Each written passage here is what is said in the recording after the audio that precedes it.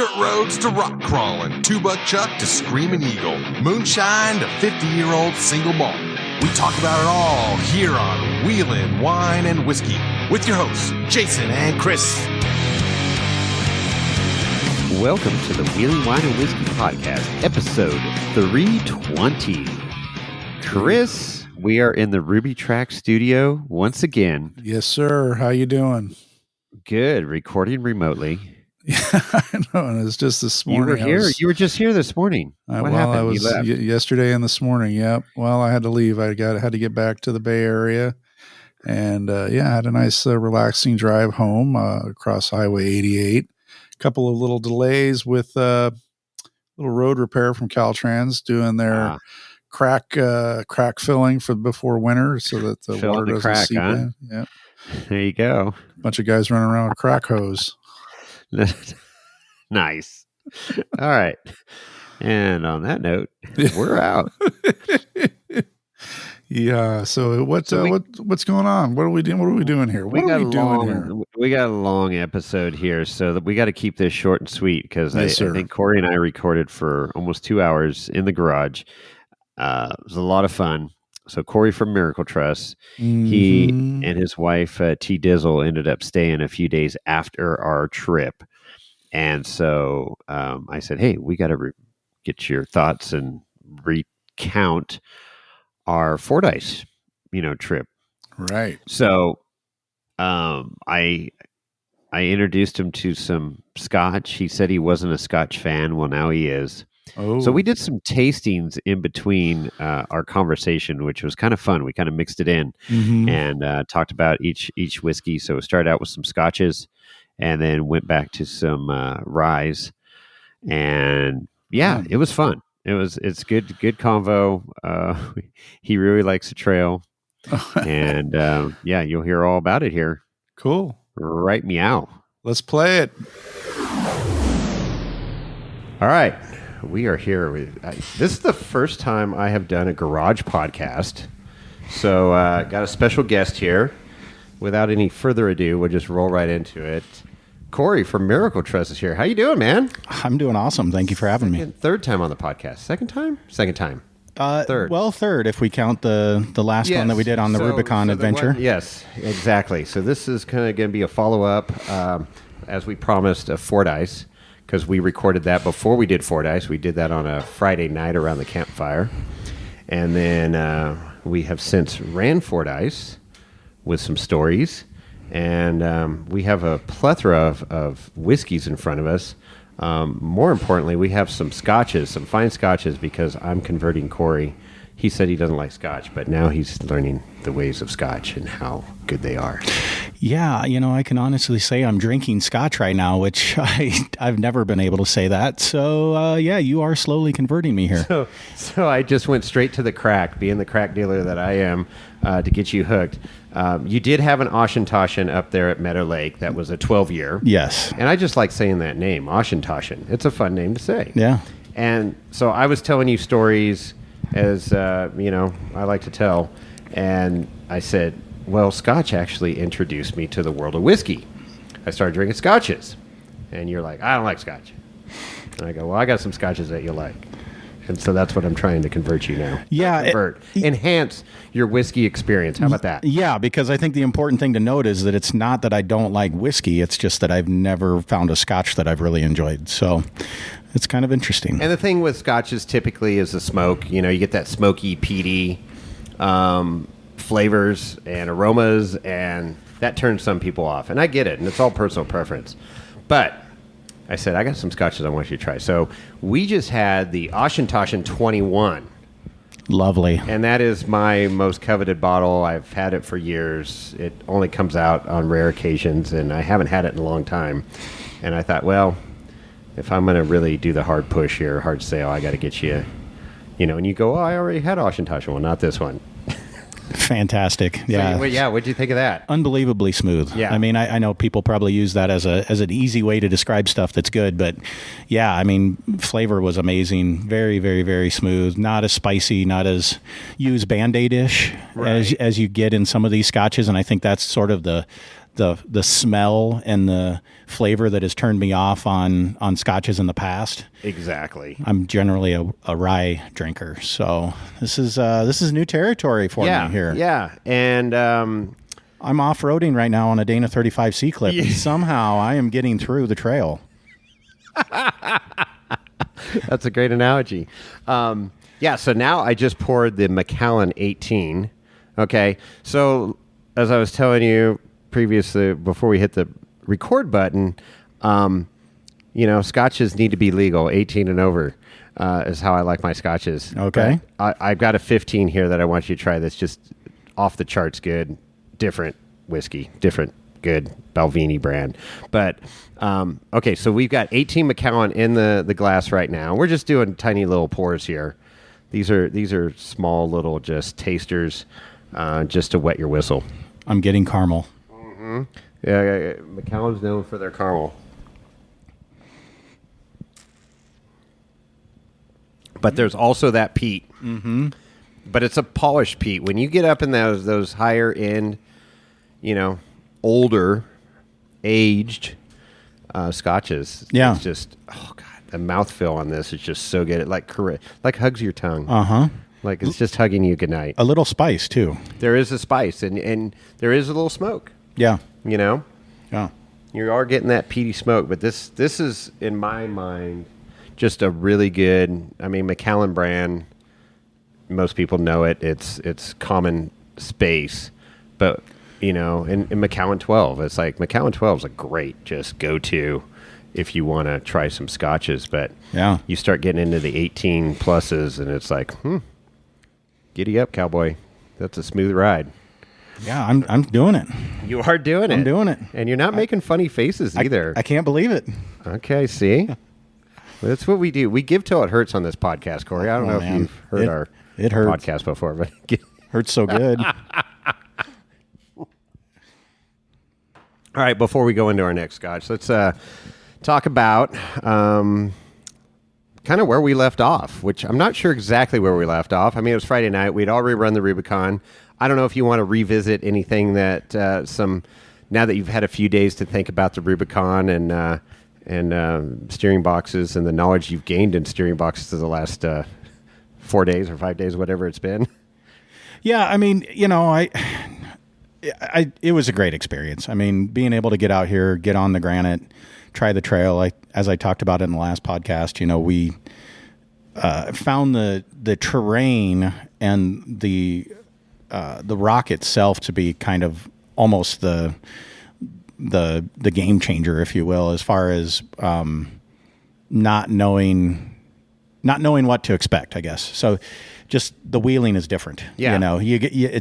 I wouldn't say it's wheel speed. You're still crawling everything, but there's definitely some slipperiness to the granite. They're polished. And the dust is like crazy right now out here. Yeah. So, and I'm sure it's not always like that, but right now it's crazy dusty. So there's a layer on everything. Correct. So, steering box talk. A seal went bad. It happens on everything. The trick on this one is that it's a 4500 car. It's very purpose built. It's the cage itself, or the tubing itself, in the front is, there's just not a lot of room. Mm-hmm. So trying to put a different style box on, or a different box, it wasn't working. Didn't work. But we got it. Luckily we had some great friends shout out to D Mill with a welder and Megan Miller, for having a box in Pollock Pines, which is hour and 10 minutes from the trailhead, hour and 20. Depending on it's almost 2 hours if you're driving a Dodge. Oh, yeah. And you can't make it if you're in a Toyota. Because Toyotas suck. All right, got that one in and out of the way.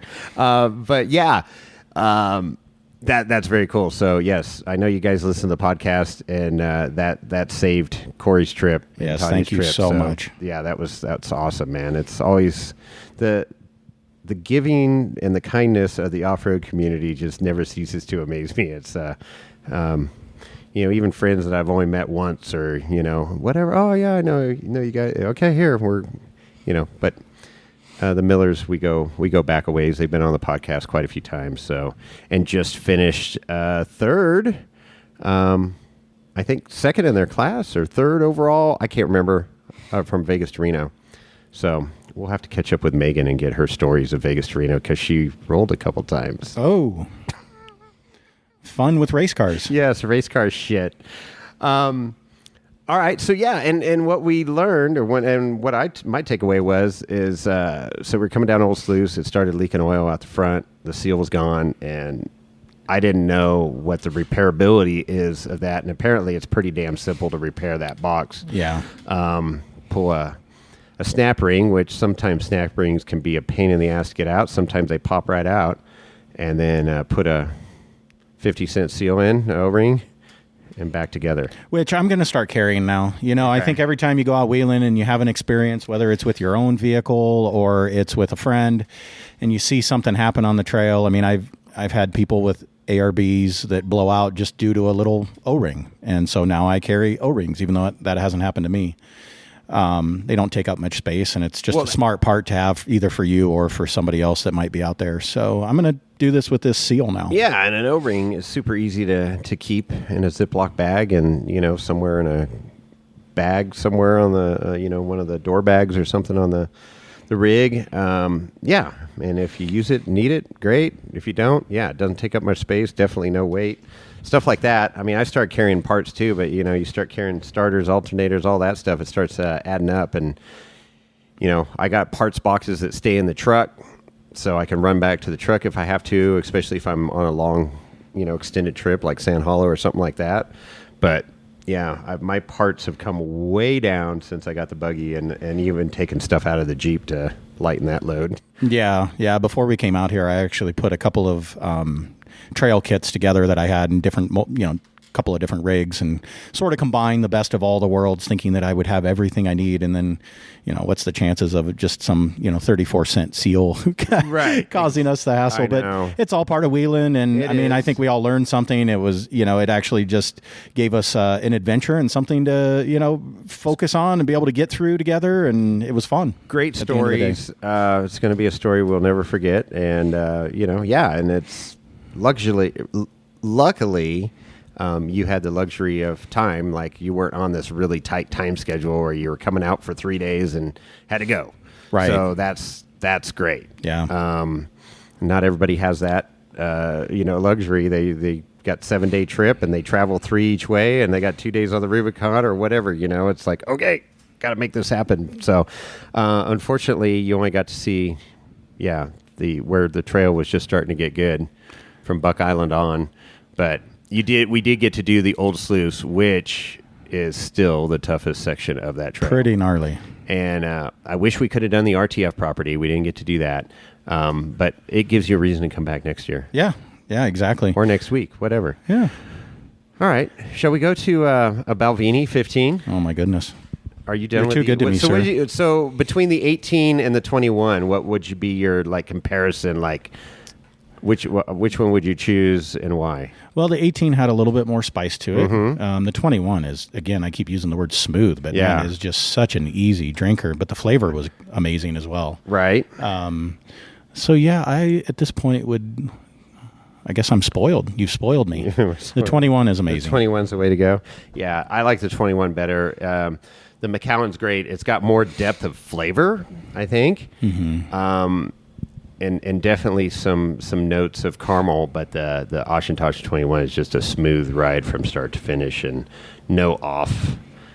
I don't want to say off flavors, but no strong flavors. It's just a smooth all the way through. Right. All right. So this is the Balvenie 15 single barrel, and it's aged in some sherry cask, so that gives it another little nuance that's kind of fun. I've had this bottle for a long time, and I always go back to it just to see what it's like. This is 15-year. Here we go. Cheers. There it is. Nice. You're like a professional podcaster now.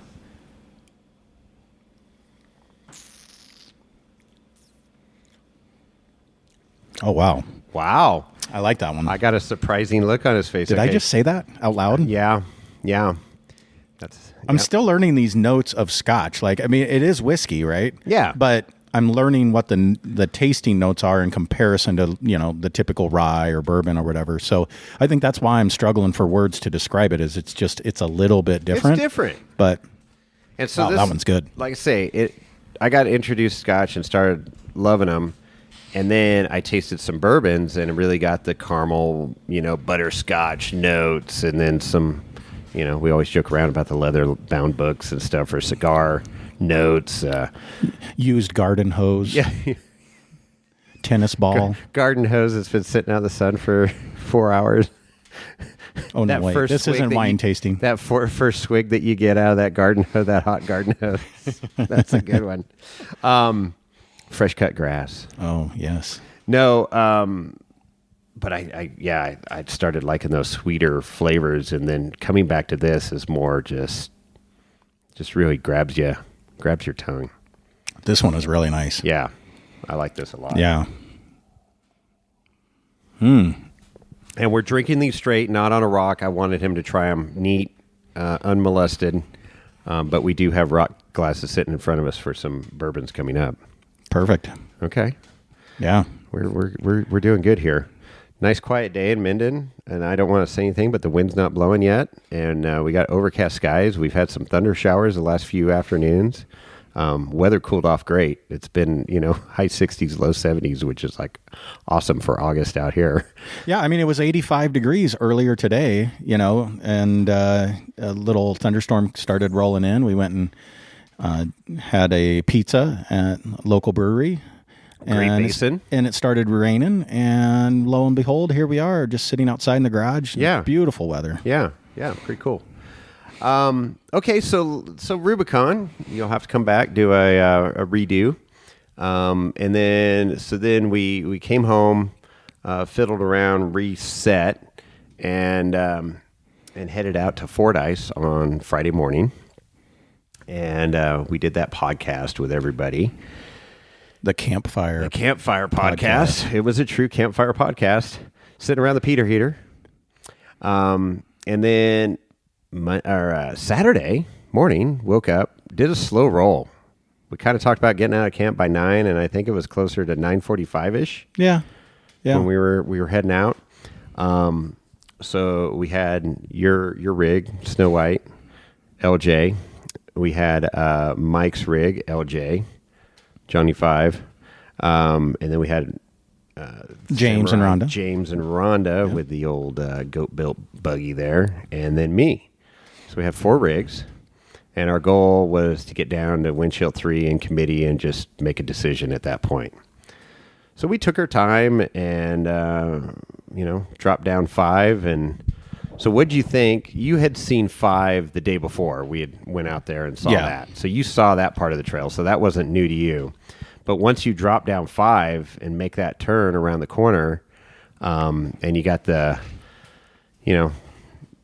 trail starts going. Yeah. I mean, the series mining equipment and the cistern and water tank and some remnants of gold mining times. Yeah, that was really cool, the history. And I think, we took a couple of stops and you sort of led us around, but being able to go out and just walk around and see, some of the old water pipes and the things that were involved in the mining from the history perspective is really, really cool. It is. Yeah. But the trail, and here's what I love about wheeling is, we all have our favorite trails, our trails that we've been on 100 times, and we know them like the back of our hand. And that's wonderful. That is absolutely great and fun to do because you know what you're excited about. Right. I was excited because I've never been on this trail before, and I literally had no idea what was in front of me other than, watching stuff on videos and hearing it from people that have been on Fordyce. But, I've never done it, right? So starting to go down the ledges and the different drops and the things, just wondering like, where is this going to go?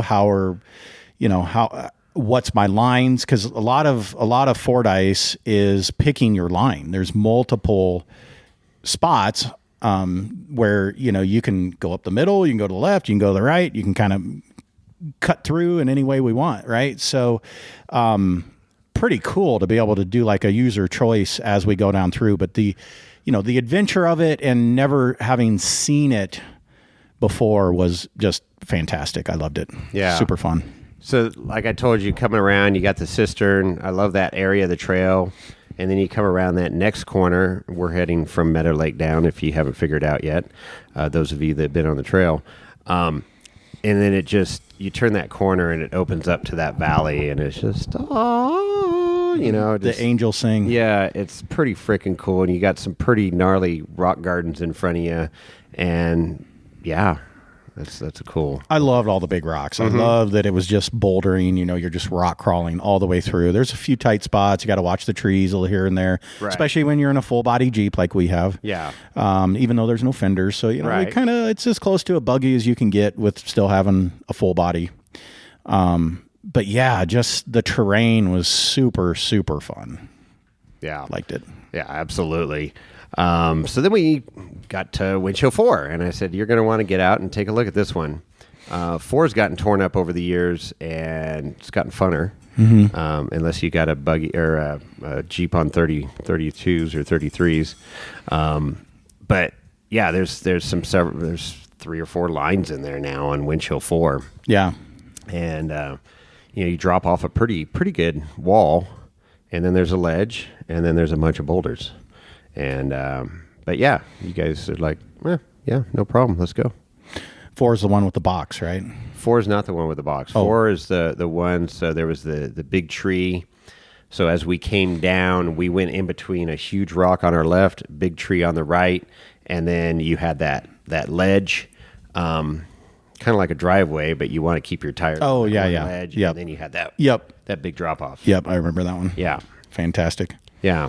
Super fun. I think you kind of took it up the right. I did. Yeah, when I went back up. Yep. So yeah, and then we got down to 3.5, which is nothing right now. That used to be an actual hard obstacle, but it got groomed out and continued down the trail and some dusty spots, and then you get on rock again, and then it's like, okay, you're at Windshield 3 pretty quick. You got that big wide section of it's a huge waterfall area with all kinds of different lines. And then you get to the top of Windshield 3. And but we didn't get out there. I just pointed out real quick. I said, hey, this is 3, this is the box. We're going to take the middle line, which is the main line now. Yep. And continue on, and we'll come back and we'll spend some time here and play. And yeah, everybody's running good. Nobody had any issues at that point, right? No. We're going downhill. Gravity was helping out. Yeah. It was a beautiful day. So got down to committee. Well, Turtle Rock, I got to mention Turtle Rock. A great obstacle, but it's right at the bottom of Windshield 3. You come through that huge, wide, rocky area, and then the trail starts to narrow down again. And there used to be this great Turtle Rock there that was true, people would turtle there all the time. It got filled in by the Forest Service. I watched them fill it in, and I was crying. And it's still filled in to this day. So, anyways, that's one part of the trail I'm sad that went away. And then there's actually a bypass it got wider into the plants there now as you're going down on the left that never used to be there. So you used to have to hug that tree on the right going down, and then hug it on the left. You almost had to climb up the tree on the left and get around. But and then a great rocky section there. Continuing down, and then you're at what we call committee crossing. And then so that's you can go across the river and get back out to Donner Pass that way, Highway 80. But it's closed right now because they're working on the dam. That dam project's been going on for a while, and it will be continuing for the next couple years. I'll be damned. Yeah, it's a damn shame. So damn sure is. So there's a good play area there on a bunch of rocks, but James got out and was giving you a little tour guide of different lines and stuff there, and then Pete and I forgot about Pete. Yeah. Oh, that's right. Pete was in the single seat. He doesn't listen to podcasts anyways, but Big Pete was with us. Well, he ran out ahead of us in his single seat. Yeah, he was out ahead and kept waiting for us and going and waiting. So he waited down below. So I parked down there as well. And was waiting for you guys so we can make a decision. Are we going forward? Are we turn around? What are we doing? We're going. And by that time, it was 11 o'clock? It was right around 11. Yeah, I think so. It was just before 11. Yeah. Because Pete said, I got another hour before I turn around. He goes, and I go, well, we can get down to 1 in an hour, no problem. And so you guys are like, yeah, let's go down to 1. I'm like, right on. So then we got to our first creek crossing, number 3, when you're heading down, and that almost had an island in the center. The water was so low. I was amazed. I haven't seen the water that low in so long. It's been years. But a cool creek crossing, nonetheless, going through the bushes that are grown up over the years there. Yeah. So, yeah, not much. I don't know. You keep adding in if there's anything that creek crossing do anything for you. Yeah, no, I mean, it was fun. It was pretty standard, I would say. Nothing too crazy. Just cruise through it,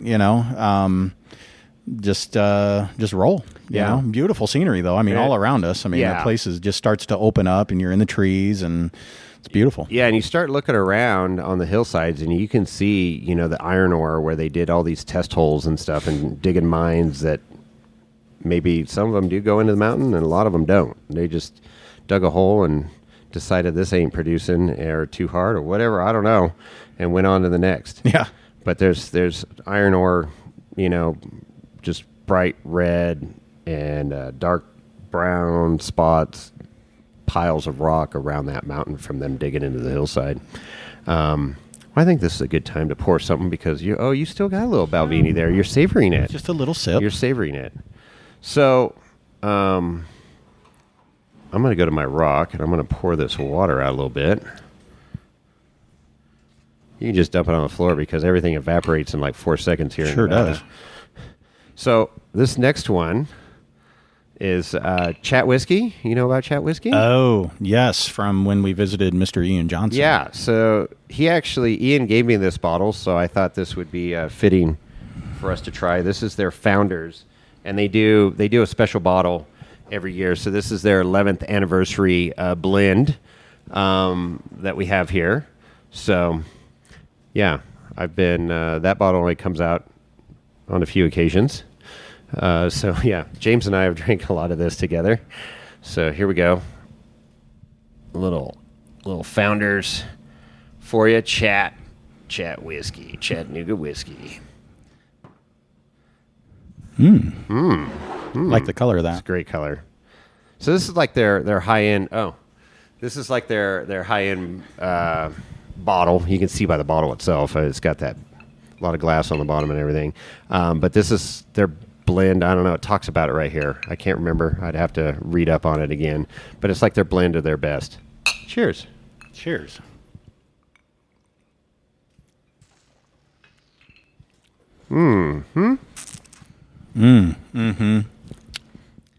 So I thought this would be a good lineup. That's got some vanilla. Oh, it's got I'm getting vanilla. That's very good. That's almost like vanilla ice cream. Yeah. It's very, that is like caramel, butterscotch, vanilla. It's part of it is these barrels. That's what I remember it talks about. They use these crazy oak barrels, and that's where you're getting that vanilla from, that oak. Oh, T Dizzle even likes it. Intro to T Dizzle here. T Dizzle's back on the podcast. How you doing, T? Pick up that mic. All right, welcome. So yeah, it's Corey's wife, if you didn't remember from the last podcast.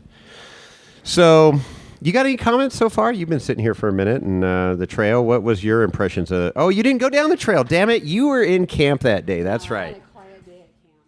Which is nice. And that's what I was telling you guys when you came out. I said, hey, we just need to set up base camp. I like base camping, so I can come back to a nice shower and warm bed at night, comfortable bed, not laying on the ground on a sleeping bag and 2 inches of foam, if you're lucky.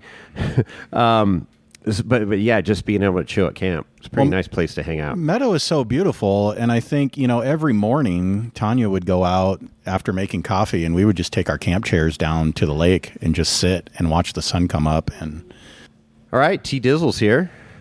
Welcome back to the podcast, T Dizzle. It's Tanya. Thank you.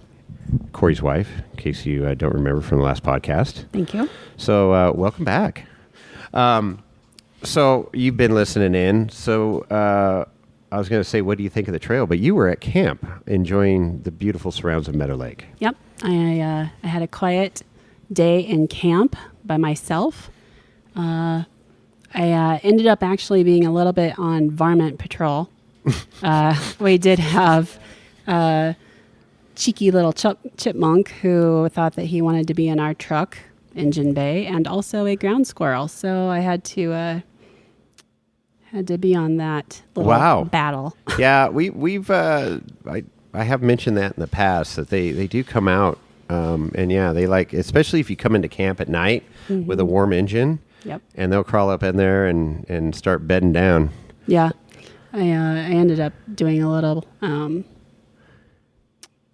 peppermint oil. Yeah. Peppermint oil on the frame. It's a great idea. Yeah.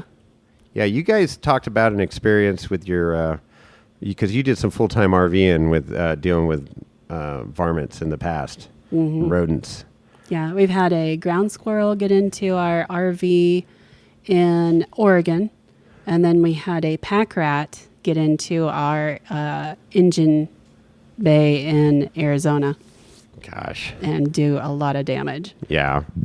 Well, yeah, damage to like some insulation. Luckily, nothing with wires or anything like that. It was just like, and thankfully we were there. Yeah. I mean, my goodness. That's the if scary we wouldn't thing. have been there, who knows what would happen. Yeah. But we could hear it. We were basically laying in bed, and the engine in a Class A diesel is, right underneath you. Right. So you kind of spring out of bed when you start hearing something chipping away down below. You're going, what in the world is happening here? So you run out in your boxer shorts and you start, start investigating. You act like you're 80 and you're yelling at the neighbors or something, but you just Get go off out. my lawn. You got to fend them off. So you said that you got oil castor, was it or cougar urine or something, or we went to the cheetah urine. Yeah, so we I think with a lot of things in life, you're trying to get YouTube certified with things that you've never come across before. So we get this squirrel that's getting in underneath our motorhome. He's just trying to get into like what they call the bays or the basement of the rig. You could hear it kind of walking around in there. It's like, what's going on? So you open the door, you kick him out, and somehow he's found some hole through the frame rail or something to get up in there. And so Tanya's doing research and finds out, well, they don't like cougar or cat piss. Obviously that's a, natural. I don't know anybody that does. Natural predator. Well, yeah. Coyote. Oh, coyote. Excuse me, not coyote. cougar. Yeah, that makes more sense. Coyote. Coyote. Did it come in an Acme box? It said urine? Yeah. So we had to go to the hardware store Acme and urine. buy coyote urine, and coyote piss. And y'all got any of that coyote piss? and so we had to spray that underneath the motorhome, not in the motorhome, of course, because that wouldn't be pleasant for us, but trying to keep the varmints out. So yeah, she had her camp day, and that probably reminded her of those RV days. That, so well, it's a good little segue, good little rabbit hole. Squirrel hole. For sure. Squirrel hole. Squirrel hole. See what I did there? I see exactly what you did there. So that's cool. All right. So what do you think of this chat? I really like it. Like I said, the vanilla notes in this are quite nice, and some caramel, very smooth. Oh yeah, money in the bank. Cheers to our buddy Ian. Thank you for this bottle. It's about 3/4 gone, I'd say. Yeah, thanks, Ian. Yeah, we need another one. I'll give you my address in the show notes. Yeah, that one's nice. Yeah. So, okay, heading down to. We did 3 river crossing. So then we got the second river crossing, and that one's a little bit deeper. We had some Ukrainians out there swimming in the river and getting wild, and they ended up being really cool. We met them on the way back up to the trail. We'll get into that in a minute. I stayed to the left when we got down in there, and I found it to be quite a bit deeper than if you went to the right. Correct. And it still wasn't like anything we couldn't traverse, of course, but I did. There was a few boulders in there. Yeah. So you had to pay attention. You can get hung up there, and then there's a line on it. Well, the rocks move, but there's a rock, diff rock in that first water crossing. Is there? People with like 33s and even 35s will catch, and you get diffed out in the river. But that one was definitely deeper than 3. 3 is always the shallowest. But if you do hug that, there's kind of a rock line wall on the left coming through that direction. That's the shallowest line. Yep. Okay. And then you pop out of that more beautiful trail to traverse some great. There's one little optional line. You're just cruising through the forest, and then you start climbing up a hill. And then it was funny because I'm climbing up this hill, and I was listening to my music and just having fun. Everybody's rolling right along, and Pete was way ahead of me, and I lost sight of him because I kept you guys in sight, and he could go crazy fast in that single seat, Razor that he's got. And on Fordyce. Highly customized. Yeah, it's a crazy car. 10-inch wide Fordyce, I think. Yeah, they're crazy. So he takes off and goes, and I'm just trucking right along, and I'm like, okay, we got another 15, 20 minutes. And here comes Pete coming head on at me. I'm like, oh shit, what's going on? He's already been down through one, I think. He'd already been down one and back up. Yeah. And I go, is one right up there? I'm starting to worry. I'm like, oh shit, we're almost at one. Yeah. So we made it down there like a half an hour and got down, or got to the top of one. Pete took off. He had to hit, he's got, man of, the man, the myth, the legend. He's like the most interesting man in Tahoe. Yeah. And he had to be at a party and make an appearance. So sign some autographs. Yep. Shake some babies, kiss some hands. And so I go, okay. So we get to the top of one, get out, look at it. And what did you think of one? I mean, at first, you pull up to some of these obstacles, and sometimes when you see them, you're like, how am I supposed to get back up that? You try not to get inside your own head. But yeah, I mean, everything's tire placement, right? Momentum, tire placement, everything's got to be in the right spot at the right time so you don't slide in the wrong direction. And super cool. Went down it, got squared up, obviously with the help of you and James, I think spotting, just kind of helping the full-bodied LJ guys out so I don't think either one of us were worried about, being able to get down it or get up it. But, your worry is always damaging a body panel or cracking a windshield frame or something like that. Yeah. So, just pretty cool. So get down to the bottom and, turn around and roll back up. Yeah. So James and I came down, sent you guys down to the bottom, and then we turned around halfway, went back up, and then watched you guys come back up and gave you a little bit of guidance. You didn't need a whole lot. I think going up was actually in a way more intimidating, even though you're just staring at staring straight down basically as you come down it. I think going up, you're thinking, am I going to hang up on an arm, or, am I going to stick on my rock slider or something, which might make you pivot or go in the wrong direction. And so, having never been up it before, I think going up was probably more intimidating to me than going down. But yeah, we just crawled it. I mean, it was fun. Yeah. And you have to hang, once you get up that top crack, the V-notch, if you will, you got to go passenger so you can keep your tire on that big rock on the right to get traction, to pull yourself up over, and to have the clearance when your rear comes up over. You guys both did pretty well there. There's definitely an angle of the dangle on that one, I think, when you get to the top. There is. Yeah, because people want to go to the left and kind of put a tire on that wall, but those big rocks just grab your arms and diffs and stops your forward progress. Speaking of big rocks. Yeah, big rocks. Nice. Jason's got me all dialed up with some big, fancy ice cube here in my Chattanooga whiskey. Clear ice. Somewhat clear ice. That one's not totally clear, but it's pretty clear. Okay. So we get up one, and we were headed back up the hill. Riding dirty. Rolling with the homies. Mm-hmm. So it's fun to do that trail, down and back. Below one, there's some more fun trails. There's some historic mining stuff up on the hillside. River crossing one is deep and fun, especially when the water's really flowing. It would have been totally fine this trip. There's Driveline Hill, there's Sunrise Hill, all that stuff. But, definitely the hard part is Winch Hill 1 up, and basically 3 to 5 is the good soup and nuts of the trail. Yeah, for sure. So yeah, we headed back up, and then we got to committee, and there was that family. I'm trying to think of his name. It wasn't Ian. Something like that, though. Shoot. Yeah. I didn't write it down either because I looked for it before the podcast. Yeah, they were in a white JK. Yeah, they were in a white JK with like how many, like 3 kids? 4 kids? Yeah, I think. I mean, I remember probably his wife, a couple of kids, and there was another gentleman that was out walking the whole trail. I don't know if he ever actually got in. Right. And that thing was pretty loaded up. I mean, they were kind of overlandy. Yeah. Car campy-ish. Yeah, exactly. Oh, I do. Did you notice there's a little scratch on your driver or passenger rear of your LJ? Oh, yeah. That was from the top of windshield 1. Yeah. Because James goes, I think he's hit over there. And I was standing on the driver's side. And I looked, and he goes, yeah, there's white paint. And then I looked at your rig, and there was just a little scrape on the back. I've hit that exact spot before. I did it on, there's a spot going up, what was it, Cliffhanger? I think Cliffhanger, yeah.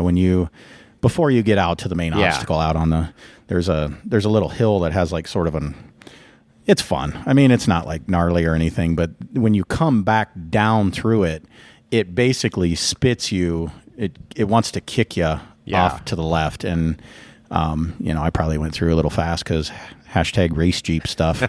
And so I hit that back passenger corner then too. So, I'm just evening it out. Yeah. Even it out. Yeah, for sure. Perfect. I didn't know if I meant to ask you about that. If you knew you'd kiss that rock a little bit. I didn't. I didn't feel it, so I must have just barely left a little white it. paint, just a little white paint there, a little Snow White, little ode. I love windshield 1. Ode to the race Jeep. Moving back up the trail, and we got to committee, and he was sending it. He was not holding back with that JL. Was it JL? Yeah, I think it was. Yeah. 4-door, white. 4-door, white, metal cloaked out. What do you think? 37s on it, maybe? I think it had at least 35s. Yeah. It was well set up. Yeah. And obviously you did well. The windows were up, AC was on. Yeah. So it's like a family. They're loaded down. They got all their camping gear, and they're by themselves. Yeah. I mean, there's nobody else out there with them. I was looking for another rig, and I'm like, first of all, I wouldn't take a rig of that nice through the trail. Right. Because it wouldn't look that nice by the end of me driving. And then whole family, I mean, it's loaded. Yeah. Yeah. And I don't know if they've ever been on it before. I don't know. So are they picking their lines? Do they know? I mean, I don't know. They did great. They're having fun. They had a blast. I mean, I saw smiles on their face. So we passed them. We were going to play on committee, but we said, let's go play on 3. And then here comes the Dang Gang down the trail. So there was a bunch of the Dang Gang out there, which is great. Love the Dang Gang. And they always go out there and have a good time. And so ran across Ben coming down the trail. He's like, hey, man, you got your stickers? Yeah, I got stickers. So I was handing out stickers and stuff, talking to him. And, all right, man, good seeing you. And move on. Okay.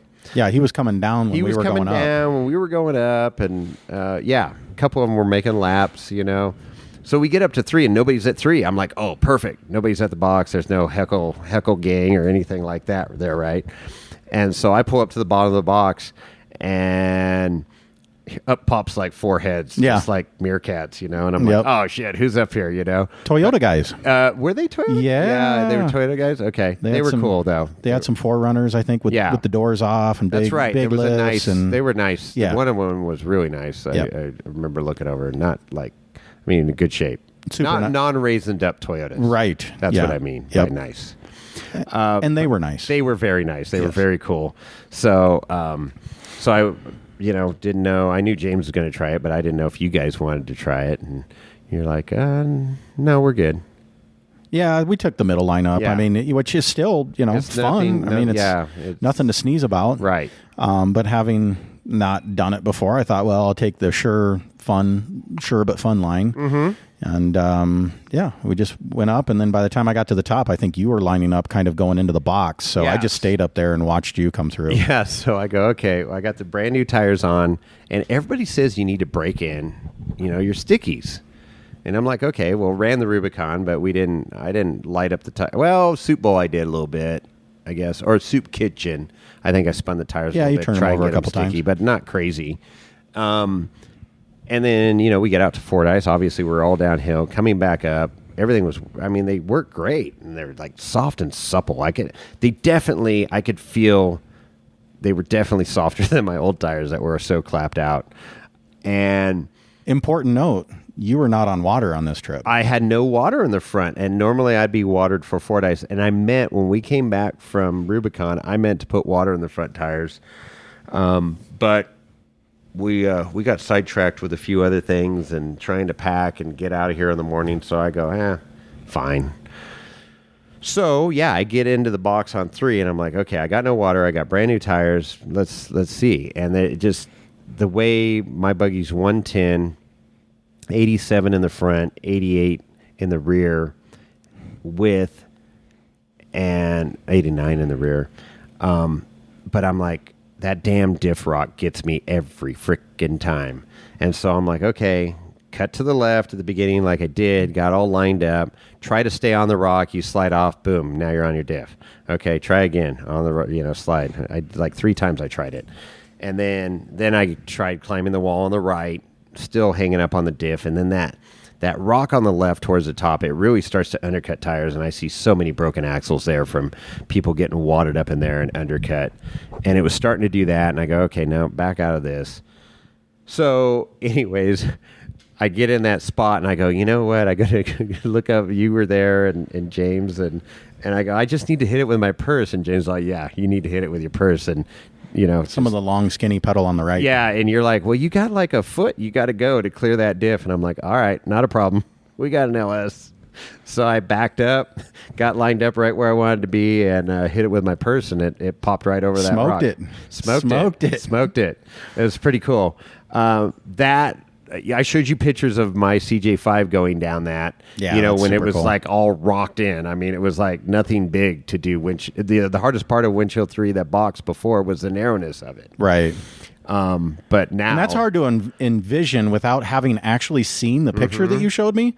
I mean, you literally pulled out the phone as we're standing there at the top looking down on it, and it was just like, wow, completely filled in. A little narrow at the top, like you said, but didn't look like anything. No. And then I'm standing there staring at it going, wow, this is quite different. But you could look, and you could see that big-ass diff rock is still in that photo, right? Yeah. And then you're looking at it in real life, and you're like, oh, man. I mean, that box has seen some action. It's party zone.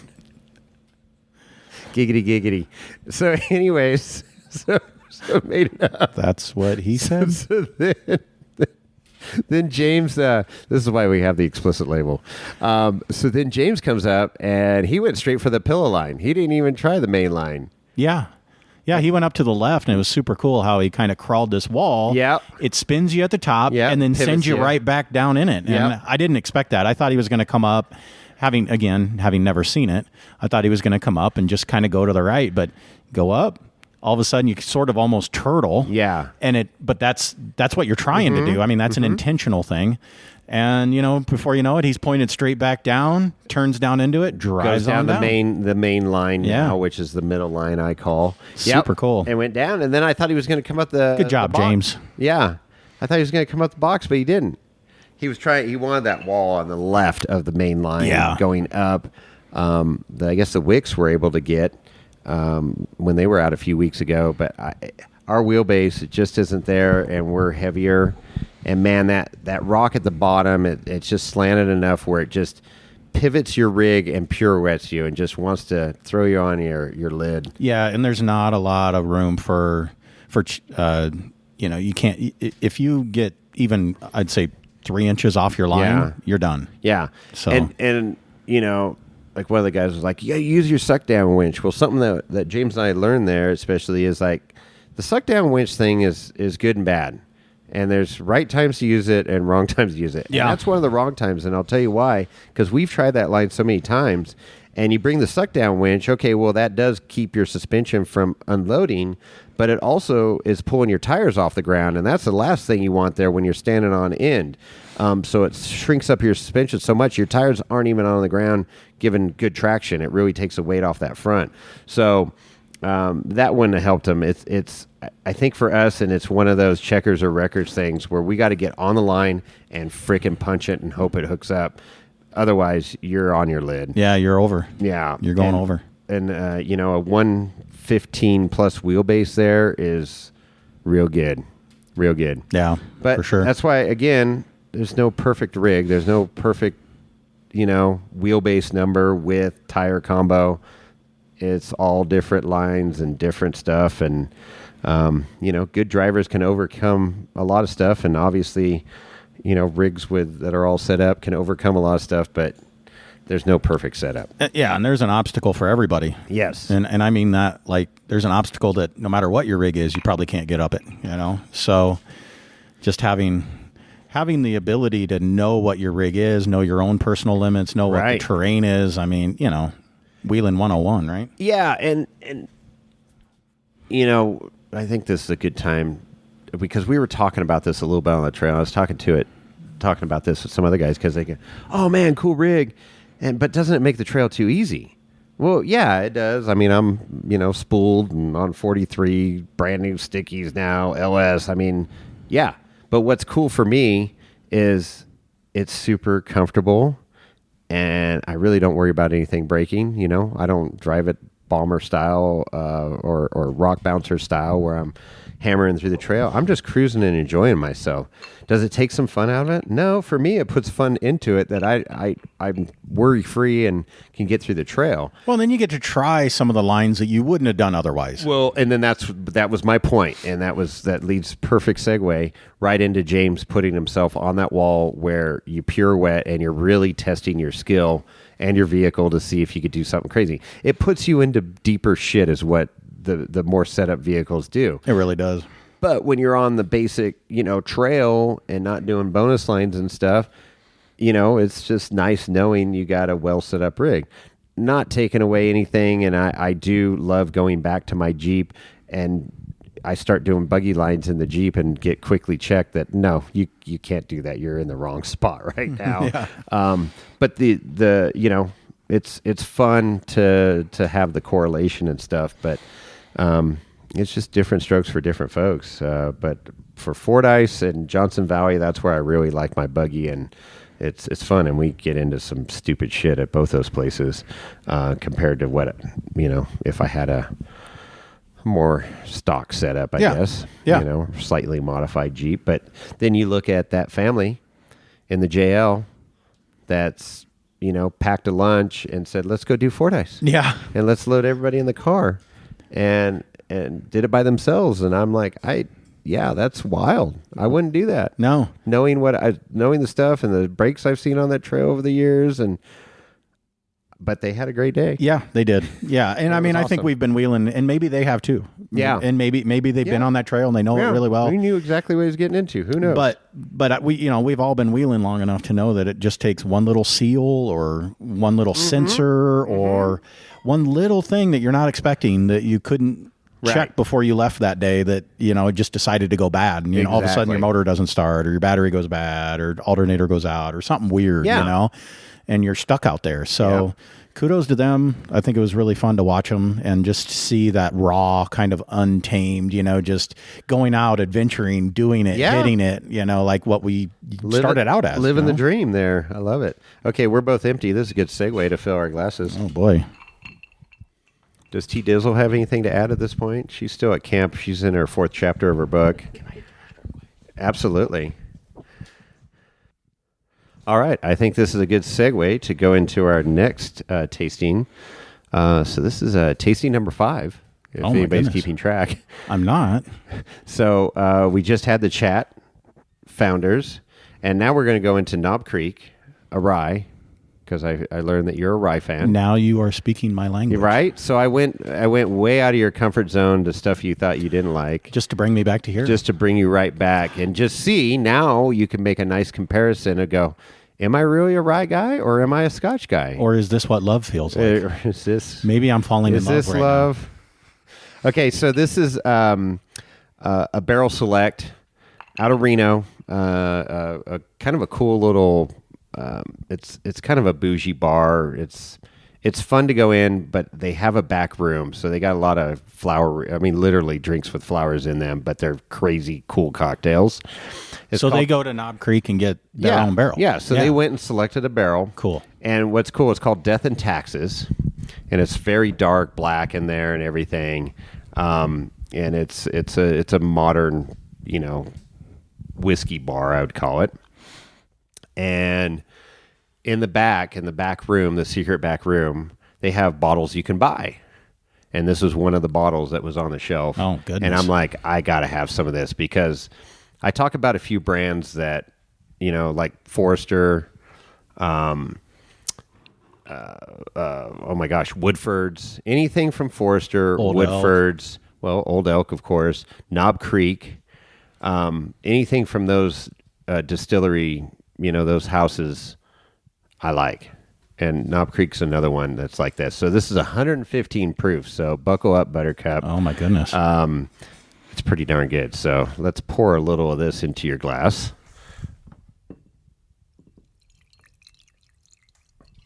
I'll pour a little in my glass. Okay, so here we go. Death and Taxes, 115 proof, barrel pick, select rye. Cheers. Got to look each other in the eye when we cheers. That's a proper cheers now. Yeah, that's right.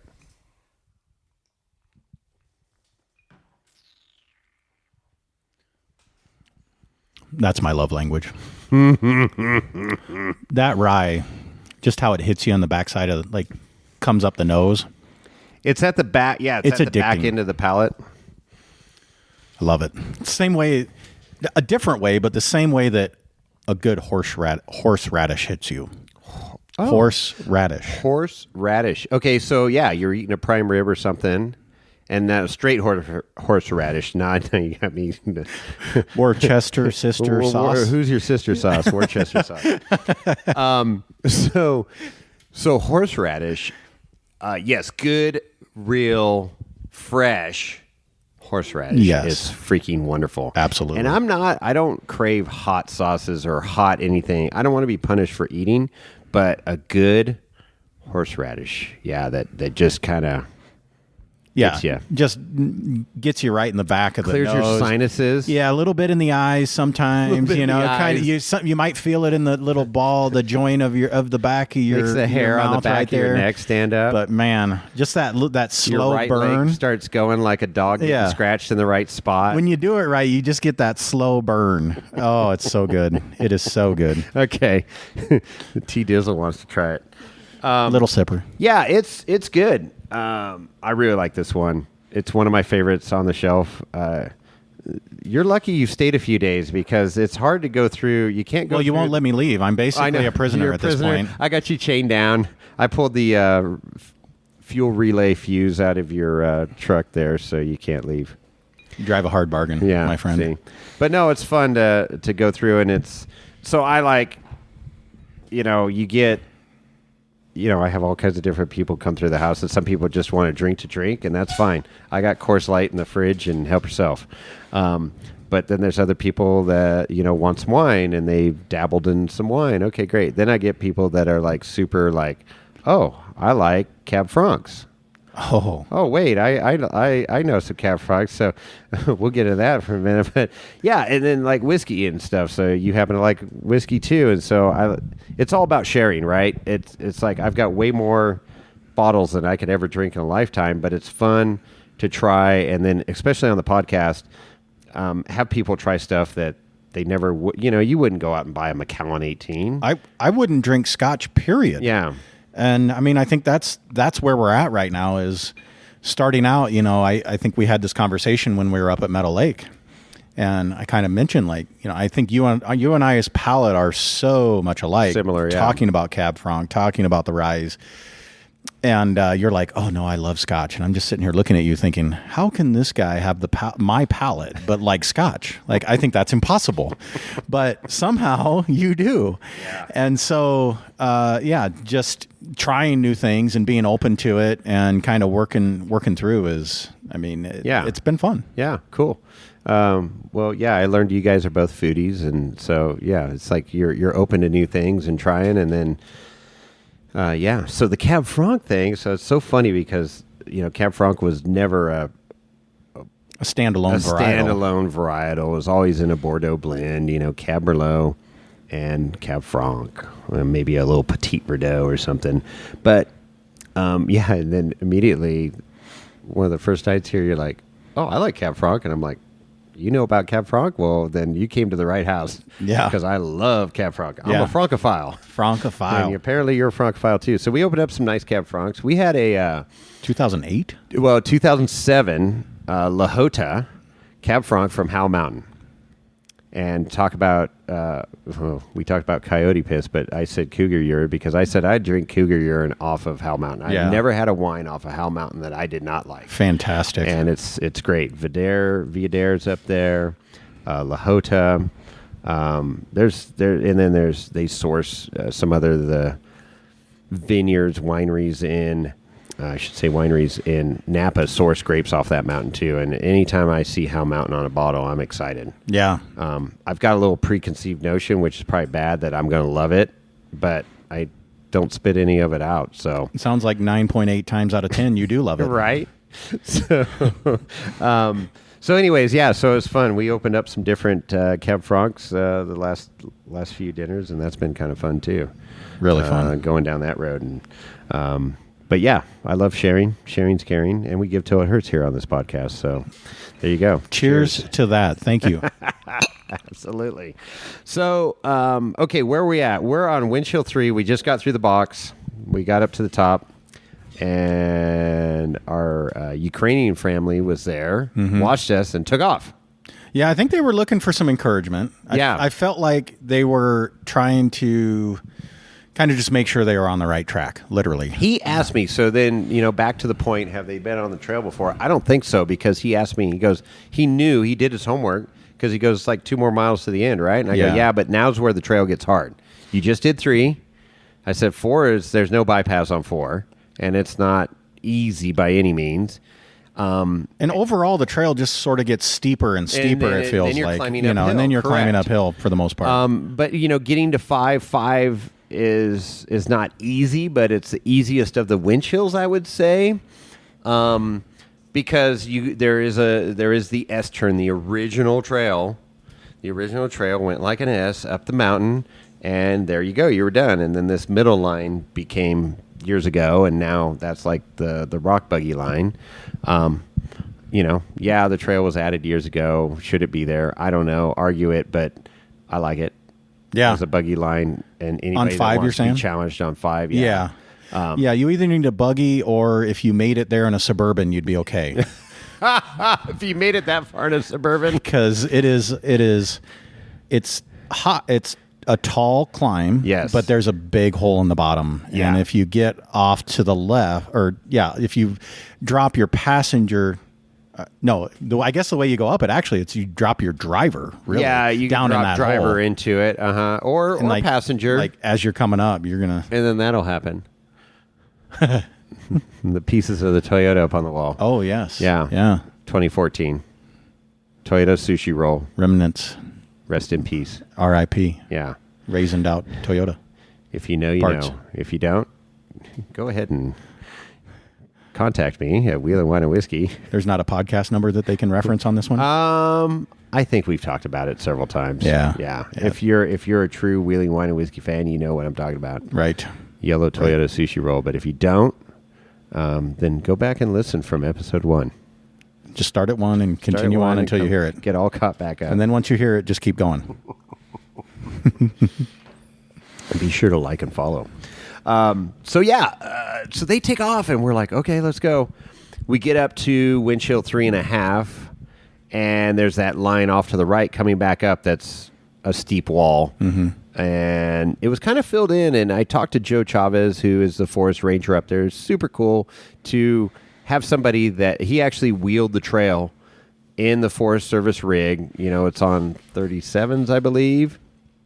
And there was a couple Forest Service rigs, Jeeps on that trail. But he wheels the trail. Were they Jeeps? Where they were Jeeps. Okay. Yeah. And so the Forest Service has these Jeeps, and they are very capable. They're not like, all blinged out, but they got the stuff, reliable stuff on them. They got, the long arm kits and stuff like that. Anyways, but Joe wheels the trail, and he understands what we're all about there. And his goal, which is good, he wants to still keep a Jeep on 37s with one locker to go through that trail. Yeah. That's what they're grooming it for and maintaining it for, which is great. And then, like, the bonus lines, he doesn't touch. Yeah, you can turn it from a 6 to a 12 in no time. You want to go get crazy on, that stupid rock and flip your rig over on 3? Okay, go ahead. Yeah. You want to go in the box on 3? Go ahead. We're not going to touch that, which is great. But you can still find your way. You can pick your way through the trail. Right. And good for him. Yeah, I like that concept. So it is. It's cool. He did fill in Turtle Rock though, so that kind of pissed me off. But that's all right.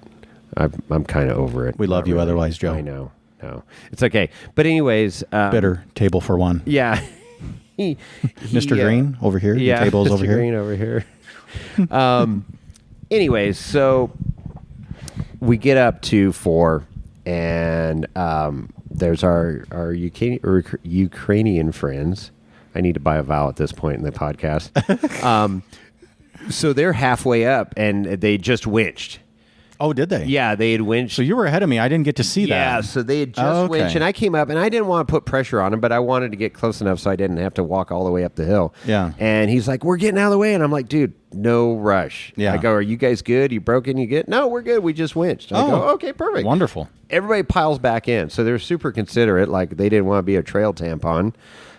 We forgot about the trail tampon on 2. Like Mike was? How do we bypass that? Oh, my goodness. Son of a gun. Oh my God, we gotta back this up.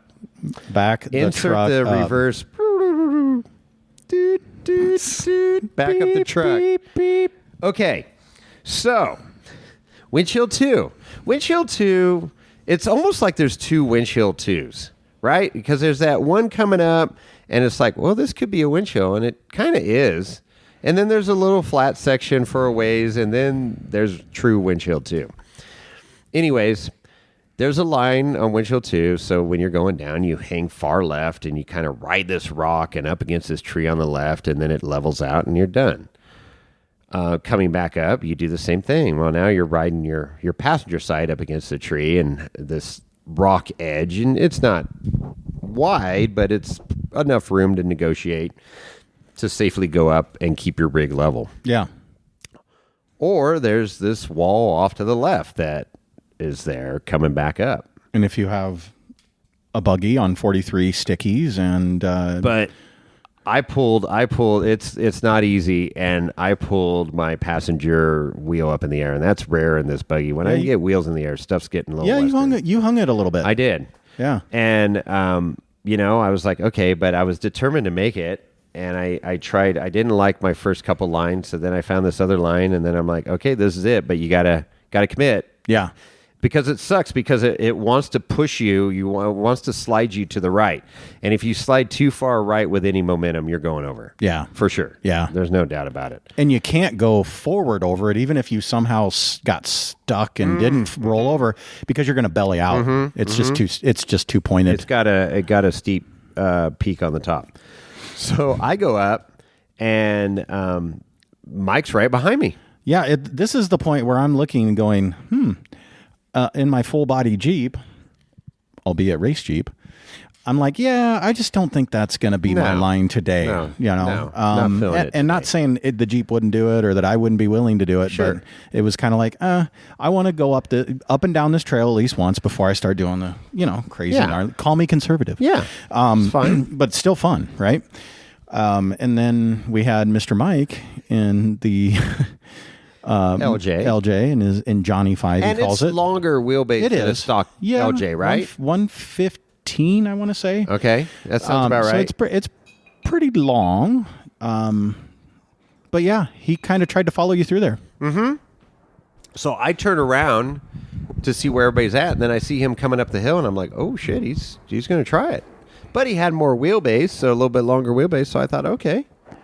But he got hung up pretty good. Yeah. He turtled out real good. Yeah, and then, the tree off to the left, we're hooking one winch to, we're hooking another winch to the front of him, trying to get him to keep from spinning, because what happens is once you get to the top, you start basically pivoting off your skid plate. Exactly. And then it turns you all kinds of ways of crazy. Sideways.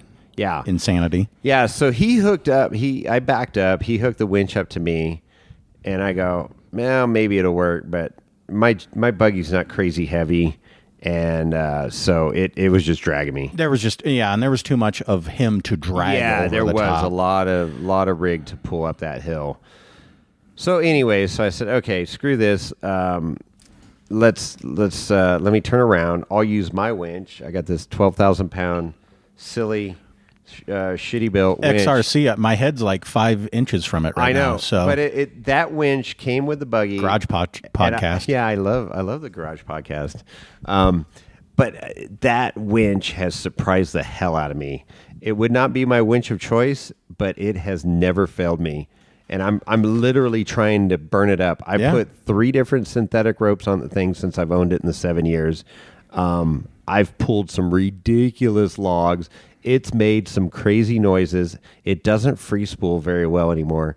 It really does need to be replaced, and I need to get a worn winch on there. But anyways, it's the winch that keeps on giving. It is good. And the other problem with that winch on there, if you can't probably see it where you are, but I have to cut metal to get that winch out the way that it was installed. Yeah, they welded tight. shit on after that winch was installed, and there's no way to just I can see that bar. Take 2 wires my off. Goodness. So I'm gonna have to do some grinding and cutting. So that's why I've been running that thing till the bitter end. But I am due for a new winch, and it will be a worn winch. So you did it with what we had and with what he had. Yeah, we got him off, and so it was cool. I love doing recovery. I never liked being that guy on the trail with a broken steering box or whatever it is. I don't know. Oh my goodness. But but it is fun to problem solve. It is fun to problem solve. You're right. And I love problem solving. So if it's not me and I'm not stressing out, then let's get this thing figured out. And I love recovery. So spun around, hooked up the winch to him, and then he hooked his winch up to a tree that was to his driver's side to keep him from sliding down the hill more and to help get him unstuck a little bit. And that worked perfectly. We got him up right away and onward. So up and away. I can't believe we almost forgot to talk about that. I know. Because I think while we were on the trail, there was a mention of a trail tampon in process. I made that mention. Yeah. Yeah, there was a definite trail tampon there. But anyways, there was nobody waiting on us, though, at that one. No. Other than you guys were there waiting. Our group was waiting. But, we were rolling. But we didn't clog the trail. It wasn't until we started getting up into 3 and 2 where, man, the traffic was just started getting really heavy coming down the trail. And it was a Saturday. Yeah. So, and it was a nice day, and a lot of the dang gang was out there. I mean, freaking 12, 15 of them were out there, which was awesome. Yep. And then that one other Jeep we saw, and then our 4 or 5 rigs, 5 counting Pete and his little single side-by-side. That was all the rigs we saw out there that day. Yep. Okay, so now we're back to where we went back to our little segue there. I'm glad we remembered about Mike there. Sorry, Mike. I know you listen to the podcast and you're not here to defend yourself, but you didn't panic and you didn't cry and it was all fine. No. We got you out. Got you out. No blood, no foul, no damage. Life's good. Right? The winches worked. Yeah. It's great. But did you die? Nobody Nobody died. Nope. Okay. So we're back to where we were, which was windshield 4. But I really need to go back more. Because we had another issue prior to windshield 4 that I totally glossed over.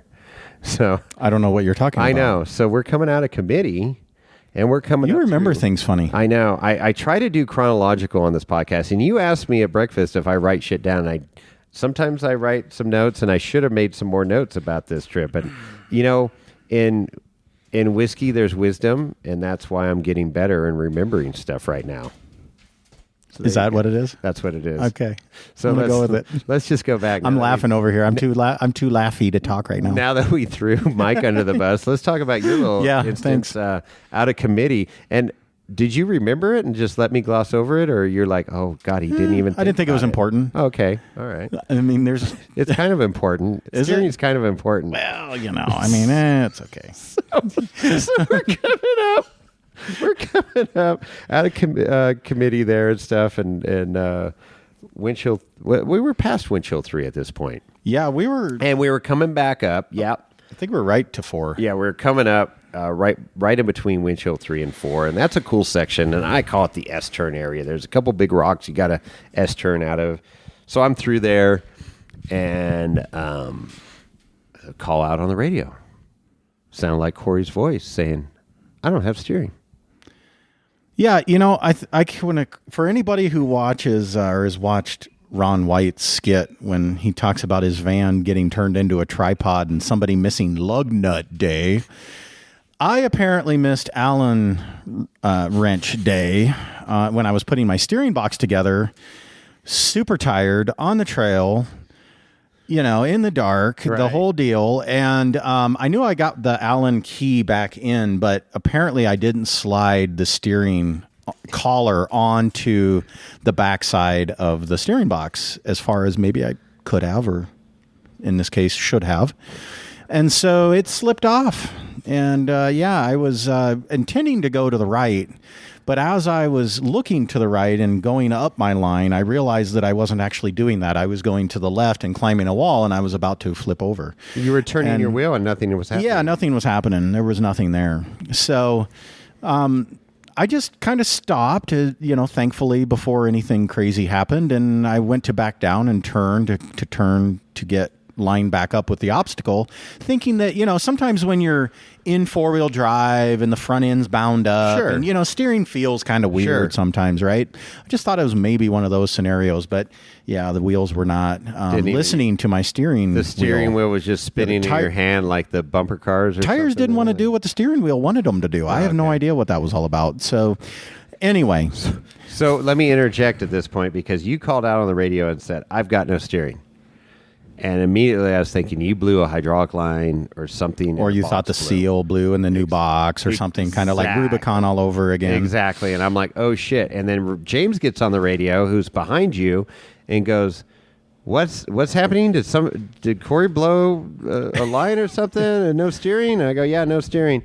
So it was me and then Mike and then you and James. So you were stopped. James was behind you. Mike and I back up. And I see your wheels turned up the hillside. Yeah, they were flopped in a weird direction. Not good. And I go, oh, shit. And then I didn't see oil on the ground. So I'm like, okay, maybe he's good. And then you got out, and then you're looking at it, and you're like, nope. We knew what it was, right? As soon as I saw it, I'm like, oh, man. I'm like, it just kicked off the back of that shaft. The collar came off. So the steering shaft came off the box. And thank God it happened there. Yeah. That was a good spot for it to happen. Yeah. And looking back, it probably happened there because the suspension was binding up and unbinding. And I think there was just enough trajectory in the movement of the suspension to where, it kind of allowed it to kick off, I guess you'd say. If we were on flat ground, it probably would have never happened because the splines would have held it in place. But, hey, missed it. We were tired. It was a long couple of days on the Rubicon being sitting there stranded and waiting for parts and, just kind of missed it. Yeah. But we got a story to tell. But yeah, that's it. But luckily it was an easy fix. But then and it sucks to be broken on the trail. And then it really sucks when you have people that, can't get around you on the trail, and now you become the trail tampon. Yeah. And so here comes part of the dang gang down in front of me. And they're like, what's going on? And I go, we got a fix going on. It'll be pretty quick. But then they're like, okay, cool. No problem. And they just hung out. And it was quick. And then, it was super quick. And then it was quick. And then there's part of the dang gang coming up from the bottom. Yeah.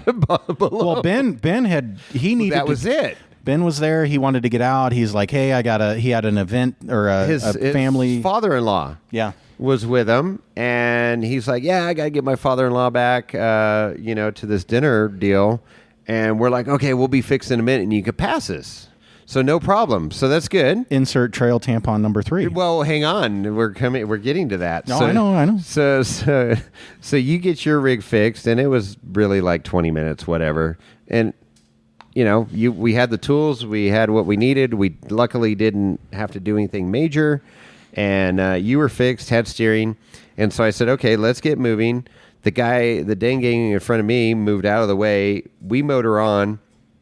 And I said, hey, when Ben comes up on your ass, let him go by so he can get back, get his father-in-law back to camp.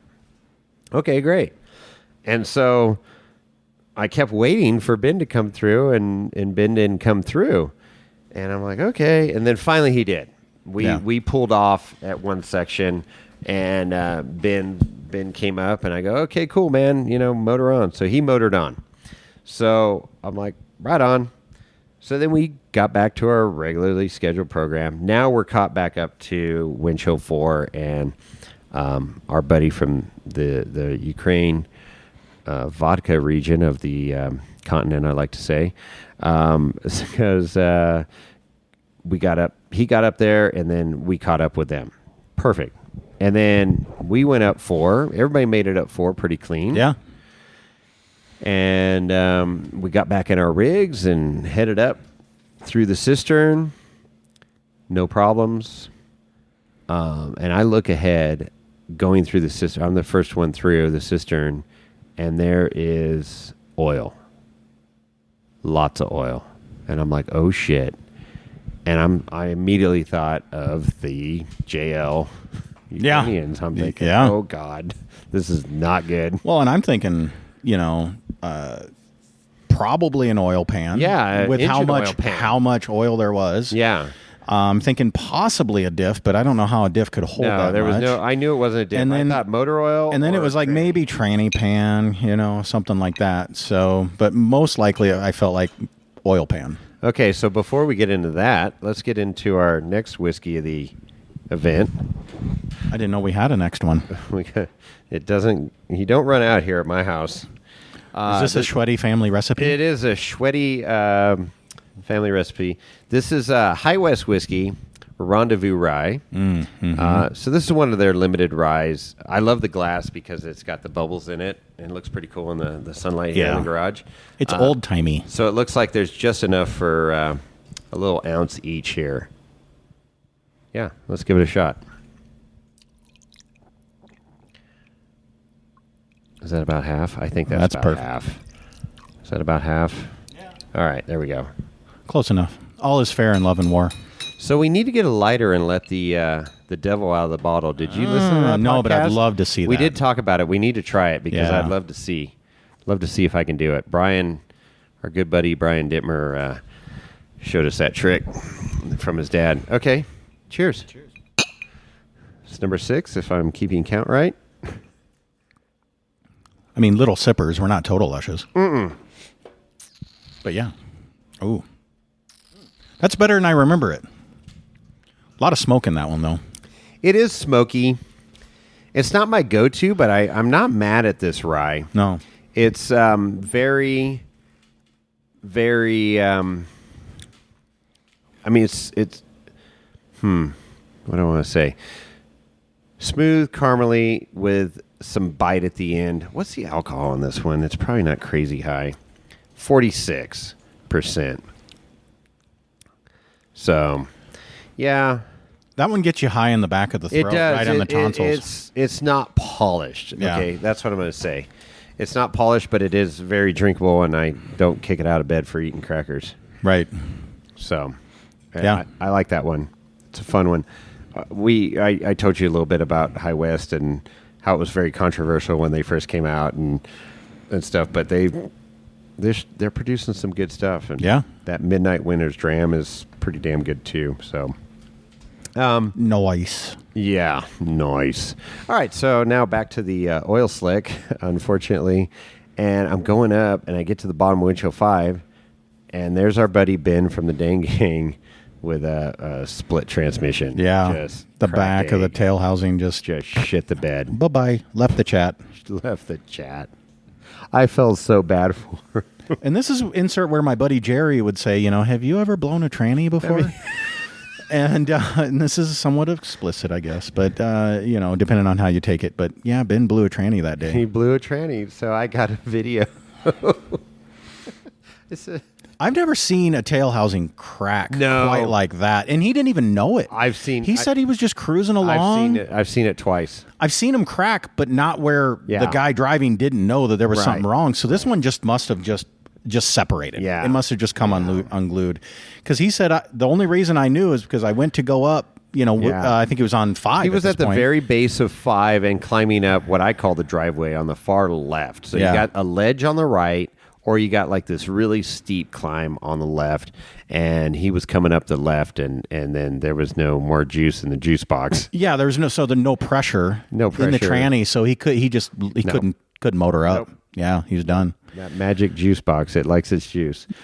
So kudos to those guys for their attitude, though. They were so fun. Like, even though they're sitting there with a broken down buggy, like him and his father-in-law were both like, he's missing his event. Yeah, they were trying to get out of there. Well, that's what I said. I go, hey, do you want me to run you to camp real quick? And he goes, no, we've already called the wife. We're already in trouble, so we're just going to stay here. Yeah, he goes, I already called the wife. She knows, and we got some of our friends coming up behind us. So yeah, I mean that's cool. And it was it definitely needed to be towed out. There was no repairing that on the trail.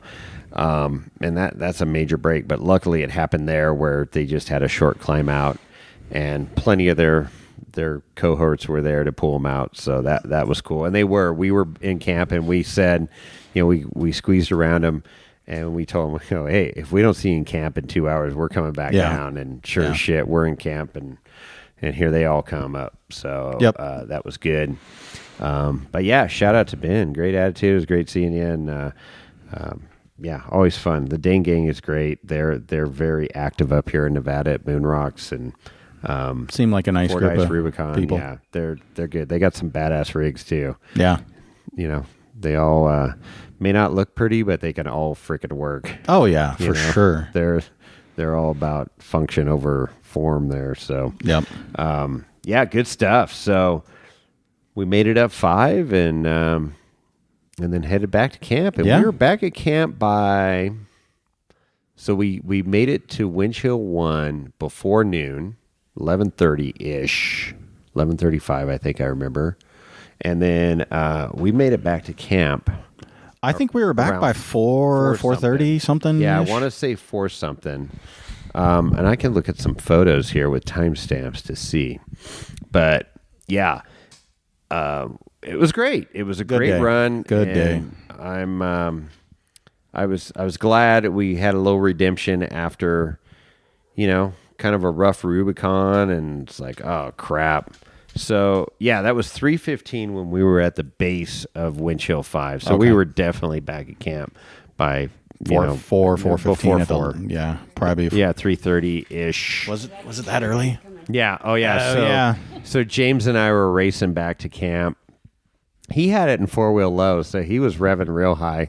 I was in first gear 4-wheel high, and I was right on his ass because it was dusty AF. It was freaking gnarly. And at that point, I was out front all day, so I was nice and clean. And the great thing about my buggy with the engine in the back behind me, I have 0 engine heat, no windshield, and it's almost like air conditioning out on the trail in the summer. It's just very comfortable. And if I'm not sucking dust behind somebody, it's great. Well, James got out ahead of me and took off, and I go, damn it. And I go, okay, well, you either hang back for a few minutes or you get right on his ass. I was right on his ass the entire way, but I came back very, very dirty. Yeah, you looked like you maybe worked in a coal mine all day when you came back. I mean, you opened your eyes, and it was like, okay. But I didn't care at that point because we were back at camp. I knew I had a hot shower waiting for me. Oh, yeah. I had tons of water. So, yeah. But the buggy hasn't been washed yet, and it still is very, very dirty. Dirty, dirty girl. It's looking good here. So we get the garage podcast. Tomorrow, I'm going to back this buggy out and pressure wash it, and then all the panels are coming off. New Heim joints on all the links. Got a few other things to kind of tidy up before Trail Hero. Perfect. So let's finish up. How are we doing here? We have a few cut. Oh, we're doing great. You still good? Yeah. Keep talking? Yeah. Because then we'll get into Trail Hero a little bit. Do we want to talk about our day today? Yeah. Let's go. Here's where I want to finish up Fordyce. So I went back to camp. We had an extra day there. Other people had to leave on Sunday. But so what was your overall thoughts? I know this trip didn't come out totally like we planned. We were going to do the trifecta, Rubicon, Barrett, Fordyce. We got to Buck Island, so we got arguably halfway through Rubicon. Didn't even see Barrett. And you got to see all the good stuff on Fordyce and hang out and relax and not be stressed at Meadow Lake. Yeah, I mean, I don't think we actually intended to do the Rubicon in its in its entirety. I think at least to the Springs. We were going to go to Springs, Yeah. which we fell short of that given our circumstances. Yeah. So yeah, I mean, there's more to be done for us to do out here, which Just is have to great. come back. Barrett, another motivating factor to come back, right? Because we weren't able to get to it, but what we got on and done of the Rubicon was great. Obviously Old Sluice was huge boulders in there, and I don't know what it's been like in past years because this is my first year out here, but It's always like that. but it man, hasn't changed much over the years. for a full-bodied rig, that was good. Yeah. That was real good. And Fordyce, super fun trail. I would say top 5 for sure, maybe top 3 trails all time. You said it was your favorite trail. Well, I mean, as far as just trail goes, just going through, picking your way through, definitely one of the most fun ones that I've done. So, and we've done Pritchett, we've done all the stuff in Moab, we've done Sand Hollow. I mean, lots of great trails out there everywhere. But Fordyce was just kind of cool because you were basically bouldering all day, and I love that. Mm-hmm. It's personal preference. Some people like the sand, some people like slick rock, some people like steep climb, some people like off camber. Fordyce was just bouldering and picking your line, and I love that. Yeah. Yeah, I like the technical wheeling. Yeah, so do I. Yeah, it's my favorite trail, and just freaking love the views up there and the mining history and, the lake, and it's kind of got it all. Yeah. For me. Yeah. Cool. You got anything to add, Tanya? You good? T-Dizzle? Yeah, I really enjoyed camping at Meadow Lake. I did not want to leave. I think Corey said earlier that every morning I would make coffee and we would go and sit on the beach there at the lake and just enjoy our coffee. What kind of coffee did you have? What kind of coffee? Working man coffee from Michael. Michael and Liz Fisher, wonderful people, happen to be Miracle Truss clients, and just great people. They gave us some coffee when we were at Trail Hero, and Michael roasts it himself out of Sand Hollow. And if you're an off-roader, you should give this guy a follow and try to go to one of their events and buy their coffee, because fantastic stuff. I think he does a really great job with it. Yeah, I got a bag of their coffee after Trail Hero last year, and I whipped through that pretty quick.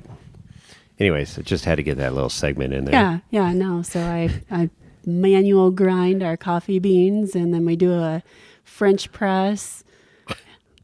Yeah. Very fancy. Yeah, very fancy camping there. This is the T-Dizzle part of Tanya. Well, hey, but a little fancy. It's cool. She's not bougie, but she can be fancy. But it's those There's a difference. There you go. It's those little things in life, right? And when it comes to food and beverage, and you guys are foodies too, it's like, if you're going to eat or you're going to drink, you might as well do it right. Yeah. And I didn't start drinking coffee till like 8-9 years ago or so, 10 years ago. And it was because of camping, and somebody served me a really good cup of French press coffee, and I was like, fuck, this is pretty good. Mm-hmm. And then so now, coffee snob, and I'm like, okay, I got to have French press, or I got to have the Nespresso machine. Yeah. That's pretty freaking good. And it's easy for me doing just one cup, at a time. So, okay, so you had your coffee, sitting out there in the lake, watching the sunrise every morning over the lake. It's literally like glass, though, out there. Yeah. I mean, I know the weather gets bad everywhere, every morning we were there. I mean, that lake was as still as this concrete floor we're sitting on right now in this garage. I mean, the reflection. Amazing. Yeah. Beautiful. The sunsets. Yeah, and at night we had the owls hooting. Oh, yeah. That was super fun to We had listen Hooters to. in camp. Yeah, we did have Hooters. We had Hooters in camp. Yep. But yeah, and then I really enjoyed our sightseeing trips that we did in the rigs, and we went to the mining history. Top of Lacey Peak. Yeah, Lacey Peak. We went to the petroglyphs. Yeah, I got to say, we covered a lot of ground in a short amount of time up there, and not crazy hurried, I felt. I didn't want to push you guys, and there's more to see, obviously, but you got a good brushstroke of, what that area is about, and obviously you got a good taste of the trail, Corey, and we now know what Ansel Adams was talking about. Exactly, right? Exactly. Yeah. So that's cool. Right on. So All right. So I talked you into, we kind of base camped out of my house,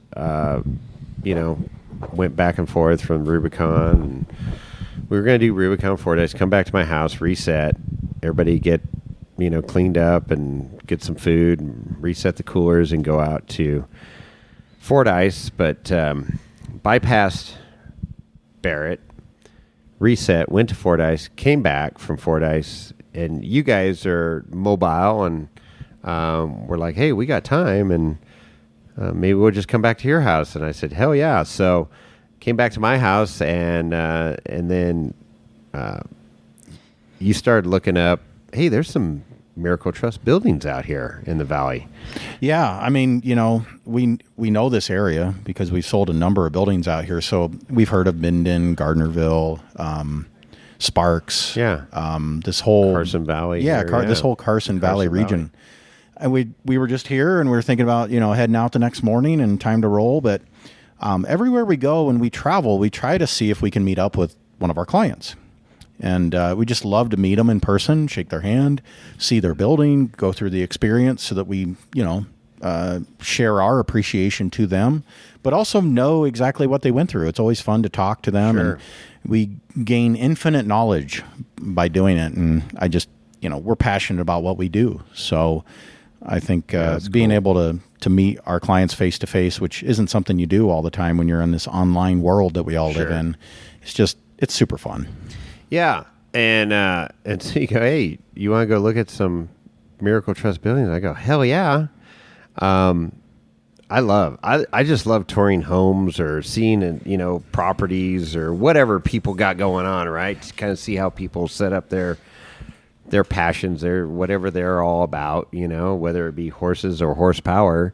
And so we got out to one place yesterday, big ranch, working, I guess he's raising roping horses and stuff, and they rope. Had some big cattle with horns on them, and we got out there and got to tour this home that was a Miracle Truss building, but it was their home. And how many square feet was it? He said, it was short. It was like 1,100 square feet or something. Yeah, that sounds about right. I want to say 11 or 12. And it was like 200 square feet upstairs, and that was like the guest bedroom and kids' little play area that he had set up. And then they had their bedroom downstairs, laundry room, nice kitchen, open floor plan with the living room kitchen kind of combined, bathroom, and the trusses he had exposed in there, but sheetrocked everything else. And it was a really tall walls. Really tall walls. Which made it way bigger than it. Like, right. If you said, oh, this is a 1,200 square foot home, you'd think, oh my gosh. No way. But this felt like it was 2,500 square feet. Yeah, it really felt bigger than what it was. The big loft and upstairs. You get out of the house and you look at the footprint of it. Yeah, it looked like a smaller home. But when you went inside, it was like, it felt big. Yeah. And it was insulated like a mofo.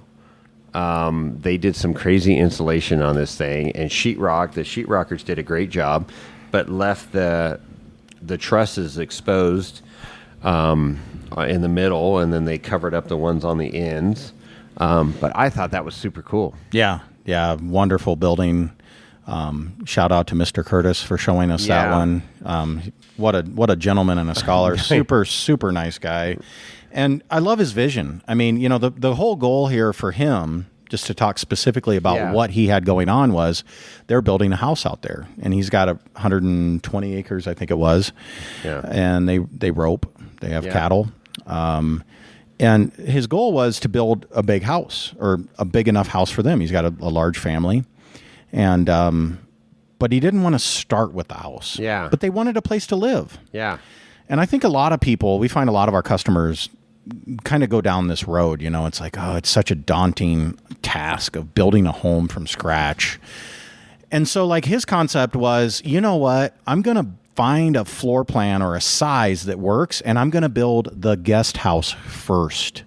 So that, and I'll live in it while we figure out the main house. I see a lot of that. Yeah. Yeah. And so essentially what we went through was his future guest house, but man, beautiful. He talked himself about possibly living in this himself full time. Sure. But they have a big family, lots of kids, lots of grandchildren. Yeah. And so just kind of really cool to see his vision, see it all come together, and watch what other people can do with our design. Because we always tout like the Miracle Truss system is, it's flexible because of the steel trusses and the wood secondary framing and all that. And we try to explain to people how flexible it is, how easy it is to finish out. And it's so refreshing to go to somebody's place and just see what they did, because there's what we do from the engineering perspective. There's the size, the width, the length, the height, the roof pitch, the snow load, meeting all the structural criteria.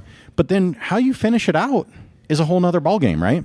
It really is. And I mean, I knew that, and we've been friends for a while, and I've been wanting to do this Miracle Truss building, and I just keep getting new ideas and more ideas, and this really freaking got my brain going. I'm excited because the flexibility is stupid. It really is stupid of what you can do from a basic. You just want something to get your junk out of the weather. Easy. You want a finished, crazy, multi-million-dollar build? Yeah, we can do that. Yeah, too. we did one of those too. We did one of those today. Holy hell, that was insane. We pull up to this place, and I thought it was a house. A huge house. A huge house. And I'm like, oh, they got an RV garage. Nope, this is their horse barn. And I'm like, oh my freaking God. I've been on a lot of crazy estates and seen a lot of crazy builds, but this thing was a whole nother level of, just, hey, we got the money to do some fun stuff. My wife's into horses, and we're going to do some cool stuff. Yeah. Shout out to Mr. Chapin and to Forrest for showing us around today on that property. They came to us and they had a very specific design that they wanted. They had these two sections within this huge horse stable that they wanted to build where they wanted round trusses. And when they called, they said, like arched, I guess I should say. Yeah, arched. And they came to us and said, can you do arched or round trusses? We said, yeah. And I think they were surprised at first, because how many people can do that out of steel trusses? Right. But, we try not to say no to anything. Right. Sometimes people's budgets get in the way, and we fully understand that. I mean, we can't do it for free or lose money, but we certainly try to do it as economical as we can and meet, people's dreams, meet their goals. And so they came to us, and not only did they want it to be an arched truss, but they wanted it out of a very specific type of steel. Mm-hmm. And I won't get into the details here for the sake of this, but basically they came to us and they said, we want this arched truss and we want it out of this kind of steel. And so we engineered it, which we could have done it out of our standard steel. But we engineered it using basically their requested material. Boy, did it come out good. Yeah, it came out really freaking good. It's gorgeous. So it was funny because driving out, this is a property that I've known of in the valley. It's pretty significant. You can see it, and it's beautiful from a distance. And I'm like, oh my God, that's awesome. And then you're like, oh, we're going to this place. And I'm going, oh, I know exactly where this is. So then we drive in this long driveway, and there's like this Quonset hut on the right with round, and I go, well, shit, that can't be it. I've seen a million Quonset huts, round buildings.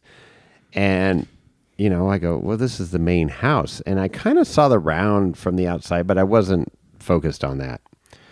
And then we go inside, and I'm like, oh, shit, this is the real deal Holyfield right here. Yeah, from the outside, I mean, I think, the really mind-boggling piece to all this is how they tied into our system and how they patched. Mm-hmm. And I don't mean patch in a negative way, but how they just brought it all together. Incorporated, That's exactly. Yes. And so using 1,000-year-old redwood beams that they bought from an old redwood logging mill, they basically bought out the mill that had been I think it had gone kind of defunct. Yeah.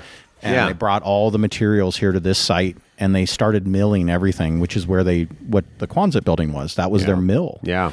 And that'll eventually get tore down, as Forrest explained to us.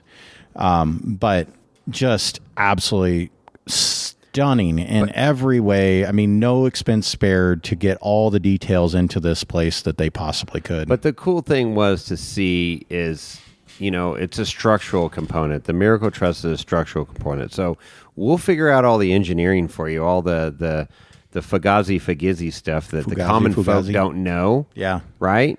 And YouTube University isn't going to tell you everything. But yeah, anybody can put up a house or a shed. But maybe not anybody. But the engineering component is there. And then to how you want to finish it out from, like I say, from just I want to cover my stuff and keep it out of the rain and the weather and the wind up here and the sun to I'm going to build a freaking badass horse stable, whatever the hell you want to call it. I don't know. Yeah. I mean, I hope I come back as a horse in the next life to live there. To live there? That is bougie. Yeah. Bougie. Really nice. So, pretty freaking cool. We got a tour of the rest of the property, and it's fun. I've been on a lot of properties, fortunately, over the years, doing our landscape business and stuff. And I just shake my head at what people spend money on. But if I had that kind of money, I would do stuff like that too. Yeah. Their vision. Yeah. I mean, just on but point. The quality so and the craftsmanship. Amazing. The craftsmanship cannot be understated because everything's hand milled, built, because they have the time, they have the material, they have the money. And yeah, why not if you can do that? Yeah, and I think there's probably a lot of listeners right now that would love to see what we're talking about. And I think it's important to probably point out that I will be posting these on social media, and we'll try to get them uploaded onto our building galleries on our website at miracletruss.com. So it's cool. So yeah, then we sadly had to leave there, but we were still in the Carson Valley, so we were still happy because we're in Nevada, not California, and we're not driving a Toyota or a Dodge. So we headed out to another property, and we got which means we're driving a Ford. Basically, yeah, we're driving a Ford. It was great. Had the sunroof screen open. Anyways, we're going to the next place. And that was what a cool, build that was too. Mm-hmm. Wonderful couple, Dave and Lee. Dave and Lee. Thank you so much for your time today as well. They were awesome. Super cool couple. Thank you for your time in the service as well. Yeah. He fellow veteran. A fellow vet. Thank you, Dave. And he's flying commercial now. Yep. But he flew some pretty cool freaking planes in the military. So, very cool. Anyways, we got welcomed onto their property, and that was I got excited about that build too. It was he did it over this winter, which we had a mild winter. Luckily, they timed it perfectly. But it was fun because I could relate more to his build because. Yeah, that's where I'm thinking. I would more of a shop type build. I would love to have a crazy horse barn, but I don't even like horses. But there it is. But here we are. I like horsepower, and he built a great shop. Yeah. And it was how big do you say it was? 38. I think it was a 36 by 98. I want to say 98. That was it. 36 by 98. So a good size building / shop, and. It was cool because he's a do-it-yourselfer. He did not have a contract team. He did not, he was the average guy that said, hey, I think I could put one of these buildings together. And he figured it out and did it. And he was like, this was such a cool process. Yeah. Yeah. I mean, I love it when guys see the value in what we do, or gals for that matter. But, we all the time talk to people about, if you can get a concrete slab in, you can build no matter what the weather is. It might be cold, it might be rainy, it might be hot, whatever. But if you can get the concrete in, that's the battle, right? So like being in Nevada, it's less of an issue than maybe being in the Midwest building in January. But we know people that if you can get the concrete in by September, October, November, early November, you can still build. And that's what Dave did. And, he came in and just did a fantastic job with his build, put some really cool big windows in it to showcase that gorgeous mountain view that they have. And they stuccoed it on two sides. Right.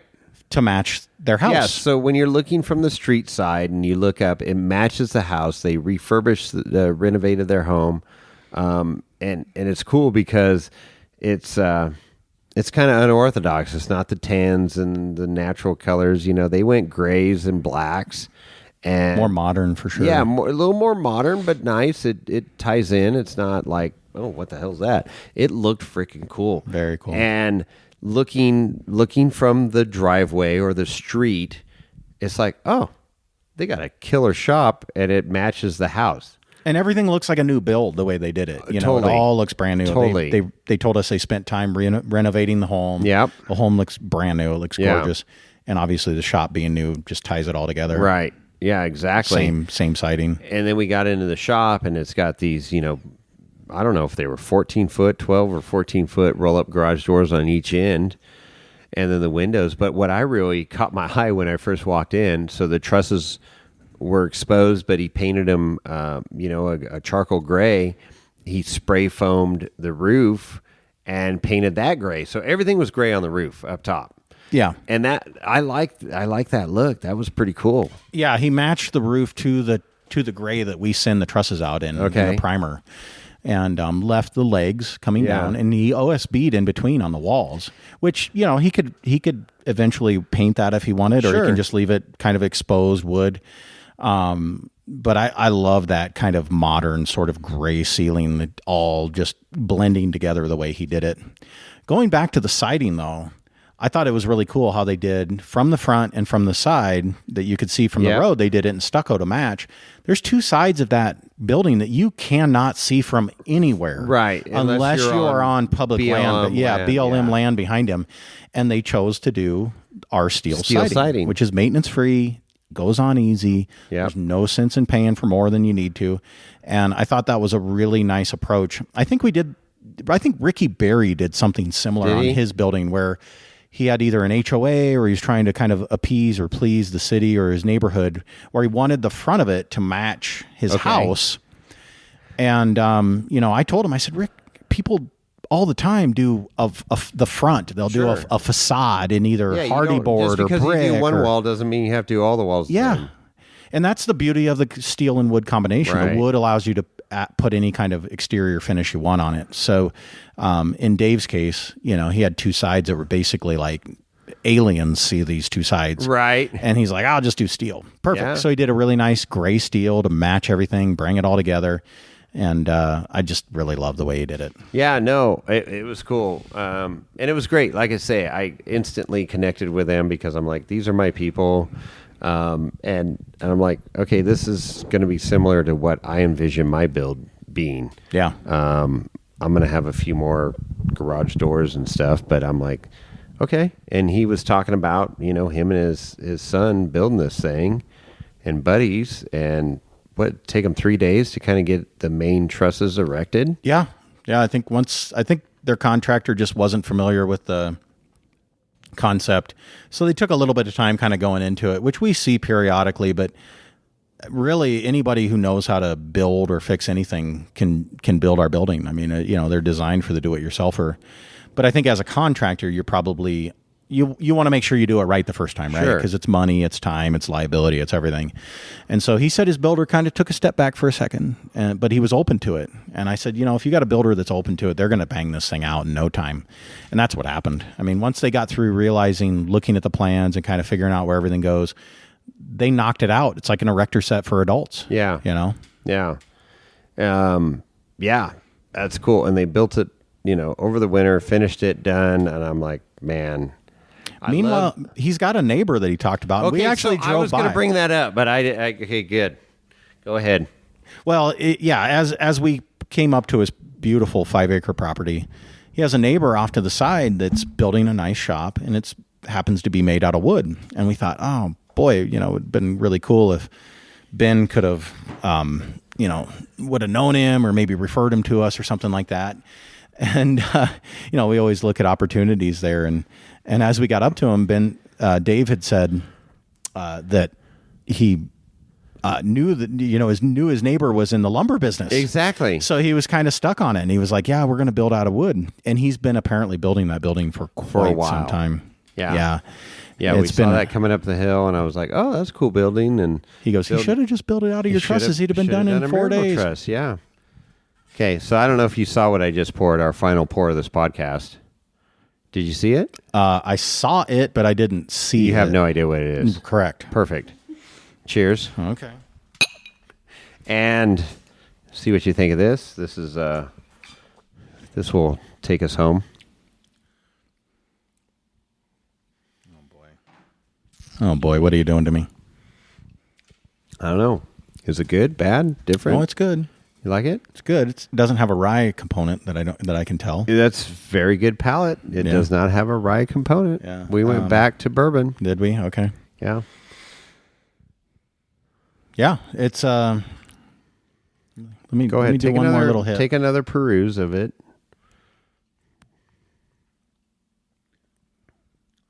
Oh, T Dizzle's going to try now. She's a sipper. She doesn't drink, but she likes to try. No. That one also kind of hits you high in the back of the throat and the back of the nostrils. Also, a little vanilla in that one. There's a lot of vanilla, I think, in this one. Not as much as which one kind of? Oh, the chat. Yeah, that one had a lot of vanilla right out of the gate, but smooth. What are we drinking? So this is one of the sleepers, and I know some of my, whiskey aficionados like poo-poo it. Oh yeah, but it is Costco Kirkland small batch. It's like $24 for a liter, so it's more than a $7.50. It is 92 proof.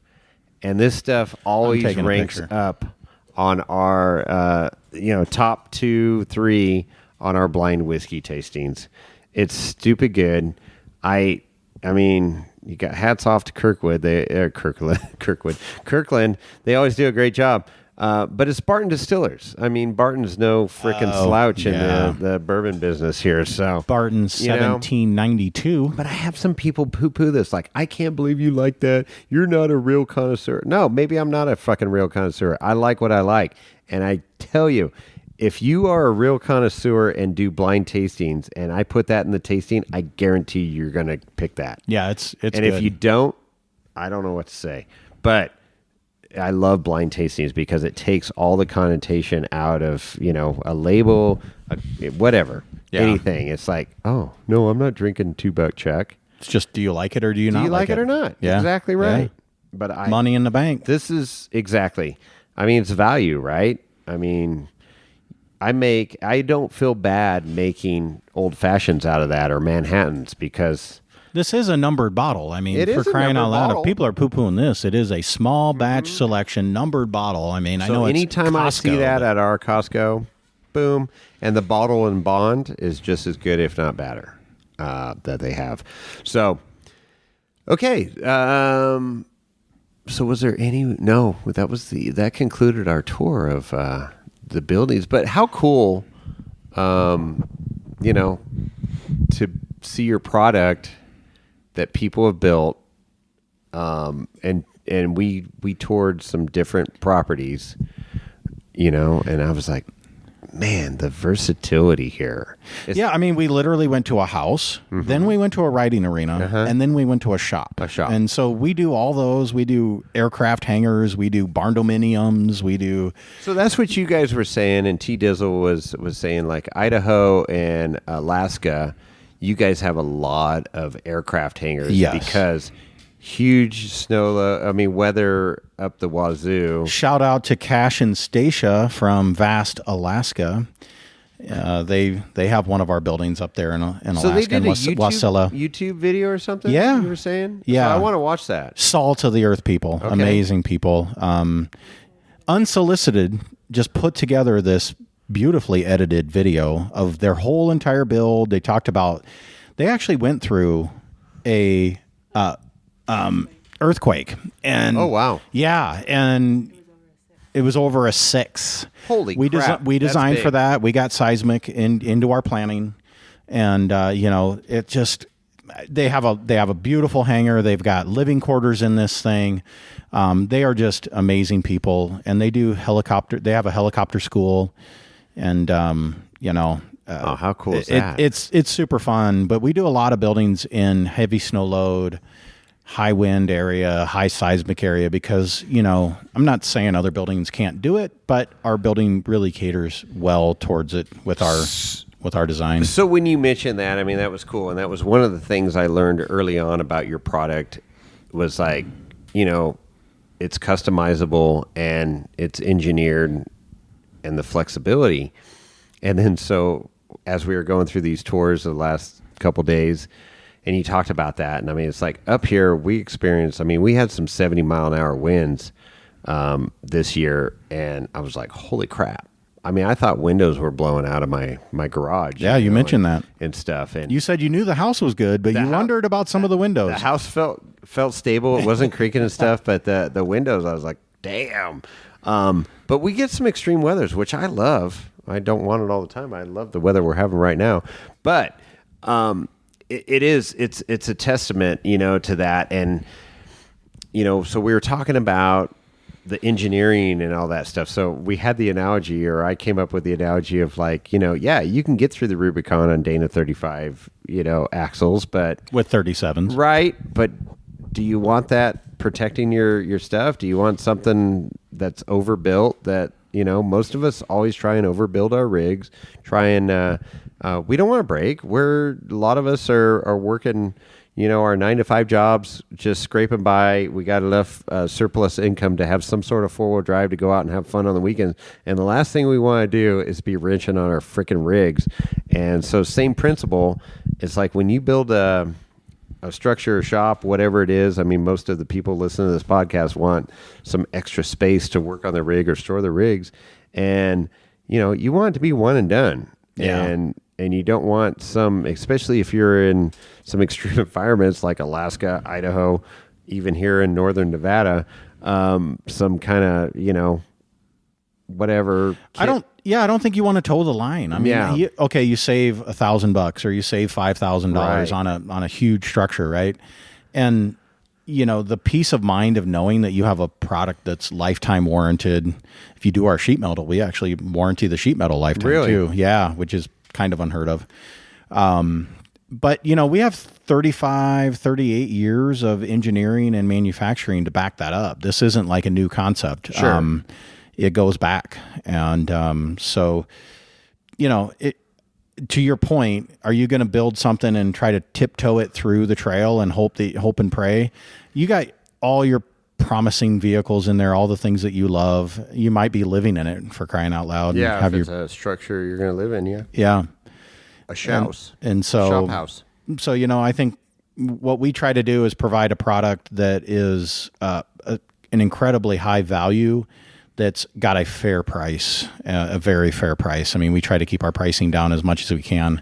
But it's not always the cheapest. You're going to come across stuff that sometimes is cheaper. And we get it.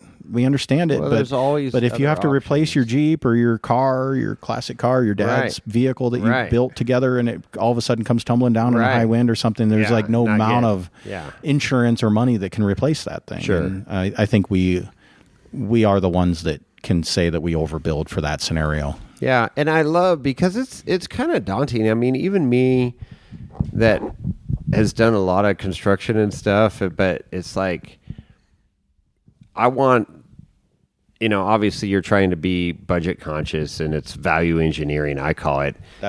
We talk about value engineering all the time. So it's like, I can't believe you even just said that. I want to do some great stuff, but what can I really realistically afford? Yeah, I want a 10,000 square foot shop. I want a 48,000 square foot riding arena, even though I don't have a horse.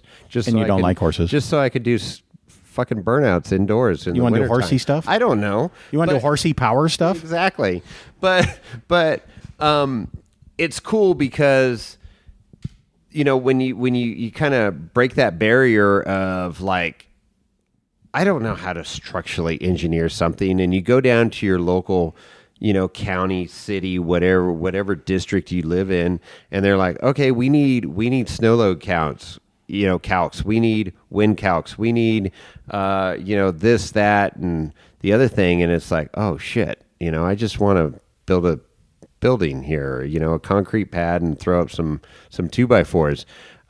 But you guys do all that and take the guesswork or the hard work, I would say, the takes more than an abacus to figure out, for the layman can like, okay, hey, we got this great, I know confidently I can contract with you guys, have some building designed and engineered, and you guys provide the documents for the county or the city. Yeah, we design for the client's needs. And I think we're not pulling permits because we supply a kit, right? Right. So we do empower our clients to be somewhat involved, whether it's them or if they have a general contractor, but we do empower them to be involved in at least knowing what the loads and codes are going to be, which is generally a phone call. Mm-hmm. I mean, it's not like you got to spend a lot of time doing this. You don't have to be a general contractor, but you call your building department and you say, hey, can I build a building here? Mm-hmm. What's my restrictions? Do I have setback requirements? Mm-hmm. Do I have height requirements?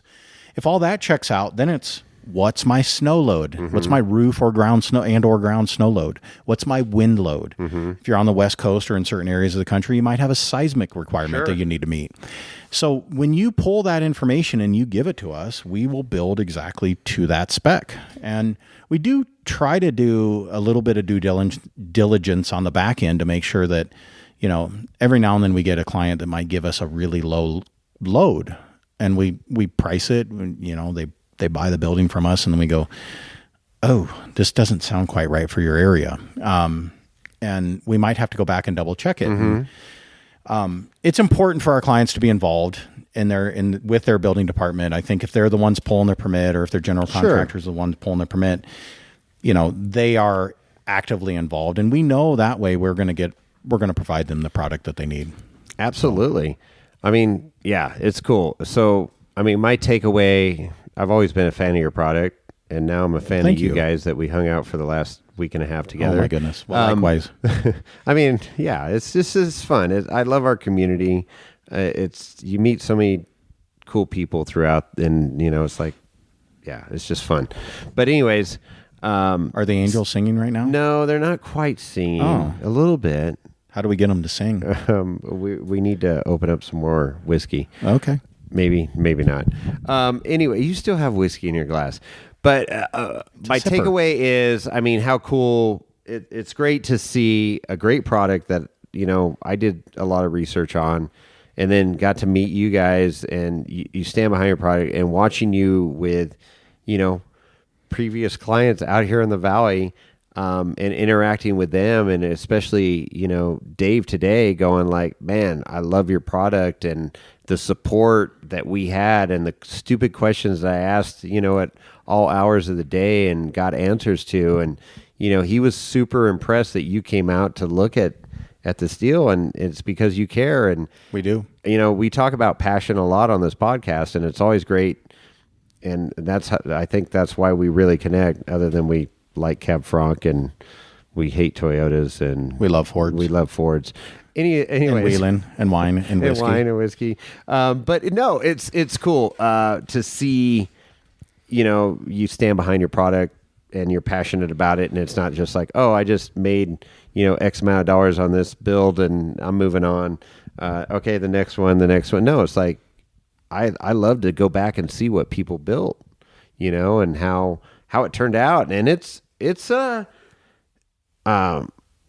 do I want to say? It's a significant part of their world, right? Yeah. I mean, it's your home, it's your shop, it's your, this isn't just a little, tchotchke that you bought on vacation. Yeah.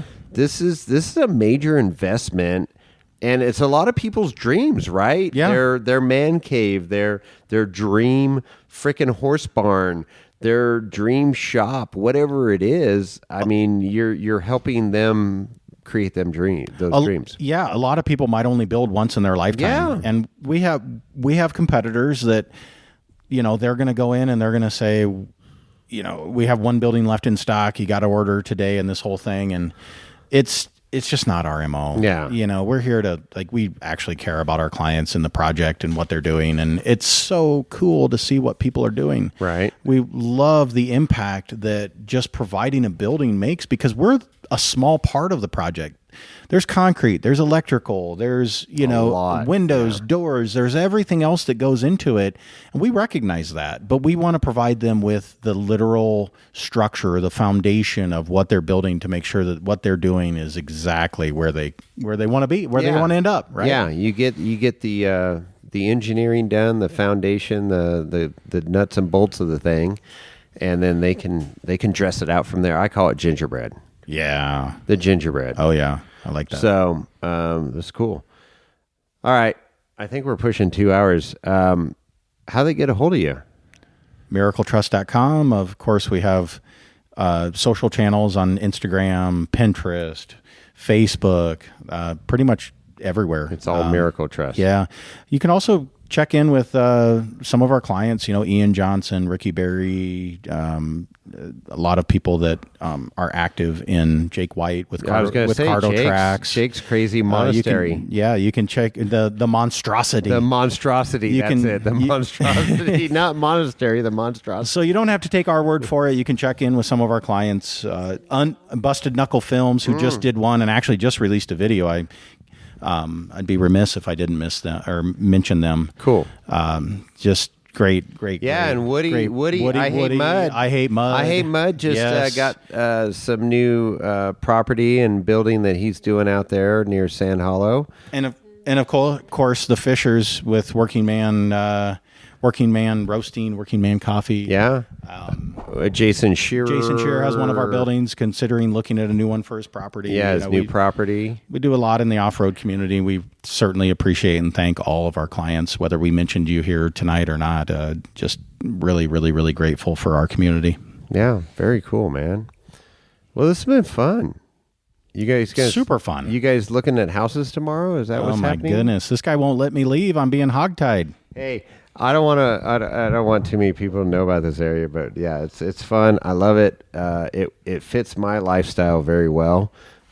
It's fun because I like to entertain, and I built a couple RV spots, and you guys snuggled up here in the back 40, and it's cool. It's dreamy. Yeah, it's dreamy. It's fun, and you got to see a lot of we went to some great restaurants here in the valley, and you guys got a good tour. I feel good about your tour. Awesome. Of what you saw. Unfortunately, you didn't see Barrett Lake. That was the only thumbs down negative. We're coming back. We're coming sad back. Face, but overall, you guys got a great tour of what this place is all about.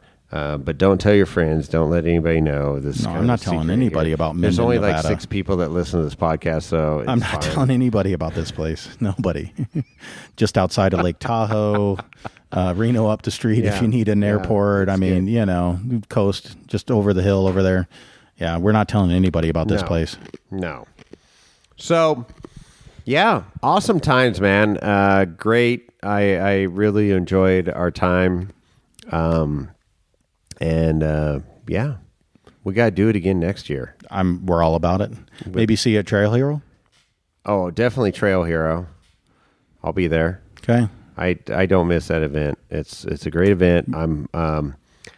I shouldn't say, I guess apprehensive is the word. I'm a little apprehensive this year with it being at the fairgrounds. Yeah. I'm not going to lie. Because having a buggy, I'm not street legal like you guys and can just buzz from, home base there at the Washington Fairgrounds over to the water tanks and get it. I do get it. I've talked with Rich. We're going to have Rich on the podcast here very soon and get all the Trail Hero updates. But that event's grown, and it's freaking awesome to watch, and it's the 10-year anniversary.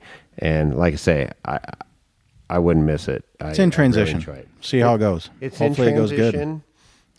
I've had a lot of conversations and with him about the theories and thoughts and stuff about what's going on, and I'm excited. To see how it's going to work out this year. I like the aspect of it. Other than if I didn't have a buggy, on stickies and spools driving down the street. Well, I'm looking at this Jeep that's almost fallen on me up here on this lift. I mean, you could take it maybe. It's falling on you. Yeah, look at this thing. It's sitting right above me as we do our garage podcast. But that's not, I mean, I could have fun at Sand Hollow with that, but I have a lot more fun in the buggy because there's less body parts that I got to worry about, and rolling over, I don't care. Maybe you need to quantify what fun means.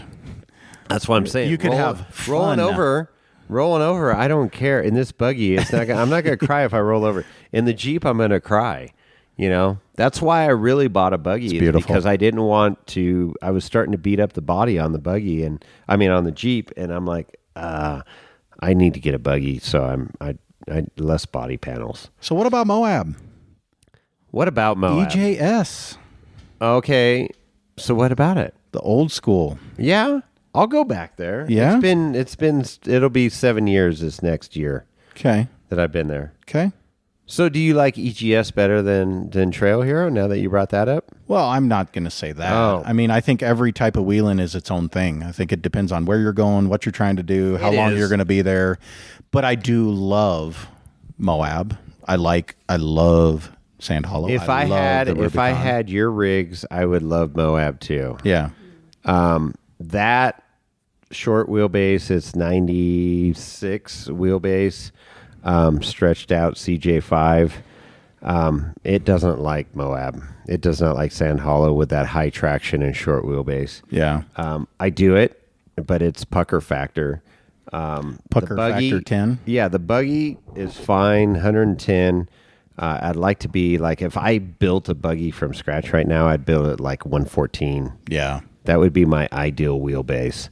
But with that said, the buggy I've never had at Moab, but it's not street friendly. And Moab used to be like kind of the cops and stuff would turn a blind eye during Easter Jeep Safari, and they're not so much that way now. Yeah, I've heard reports of that. I haven't experienced that myself, even with open wheel vehicles. Yeah. We have Big Daddy. But you look street legal. This does not look street legal at all. That's true. I have no turn signals. I got no windshield.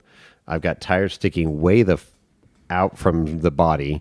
Yeah, but you're not a Toyota. I'm not a Toyota, so that I got that going for me. At least there's that. But yeah. Anyways, I will go back to Moab, and I would like to bring the Jeep because there are a lot of fun trails out there. Metal Masher in that Jeep is a lot of fun, and even some of the bonus lines in that Jeep. But yeah. Anyways, I love. You're done. I finished it. I did it. We went through 7 whiskeys tastings. Covered a lot of ground on this podcast. Yeah, man. Thank you for the friendship and the camaraderie and the off-road stuff. It's all good. This stupid thing of talking to in a mic on a podcast, I've got to meet some really cool people. So thank you very much. Likewise, we can't thank you enough for your friendship and your open doors and just welcoming us in and showing us around the area. I mean, we could have came out here and had a good time, and we know all kinds of people. Sure. But like just having somebody that we know, we trust, we feel good about, like just bedding down and just kind of guiding us around. It's been fantastic. Yeah, that's cool.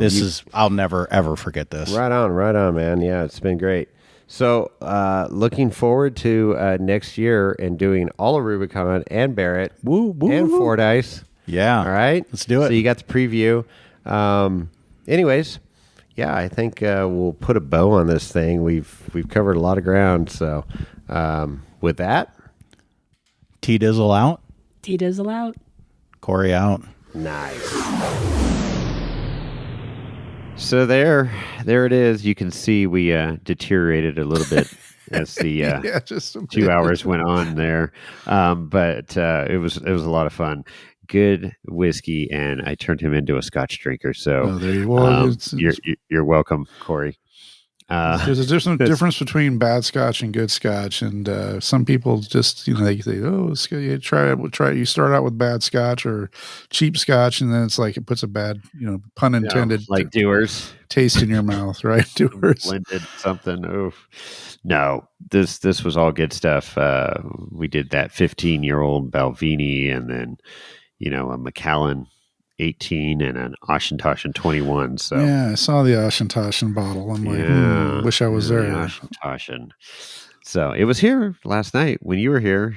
I know, but we imbibed in some other. That was a good podcast. That'll be the next podcast, I think. Maybe not. We got to do some shuffling around of different things. We've got another podcast to record this week too. That's right. You're right. We've got a packed schedule. We're back, baby. A lot going on. All right. Well, there it is. The Fordyce recap. Great trip as always up there. Love that trail. Yes. And it was awesome. So. How do they get a hold of us, Chris? Let's put a bow on this thing. Perfect. So yeah, great way to reach us is to go to the IG, Wheeling Wine at Wheeling Wine Whiskey. You can also leave a voicemail, and someday we'll get back to those. 408-800-5169. Again, that's 408-800-5169. You can also leave a voicemail. Not a voicemail, an email to Jason at wheelingwinewhiskey.com, or you can leave one for me, Chris at wheelingwinewhiskey.com. Don't ever forget about irate4x4.com. It's a great location, a great forum where you can get involved in some lively discussions about builds and trails and camping and cooking and all sorts of great stuff. And you can also see all of our past episodes are in the watch, listen, and discuss section. It's a great way to support the show, a great way to support the off-road community, great way to get great information. So, and then I don't think, was there anything else that I missed something? I think I missed something. You got it. All right. Well, there you go. I like it. All right, man. With that, we're out.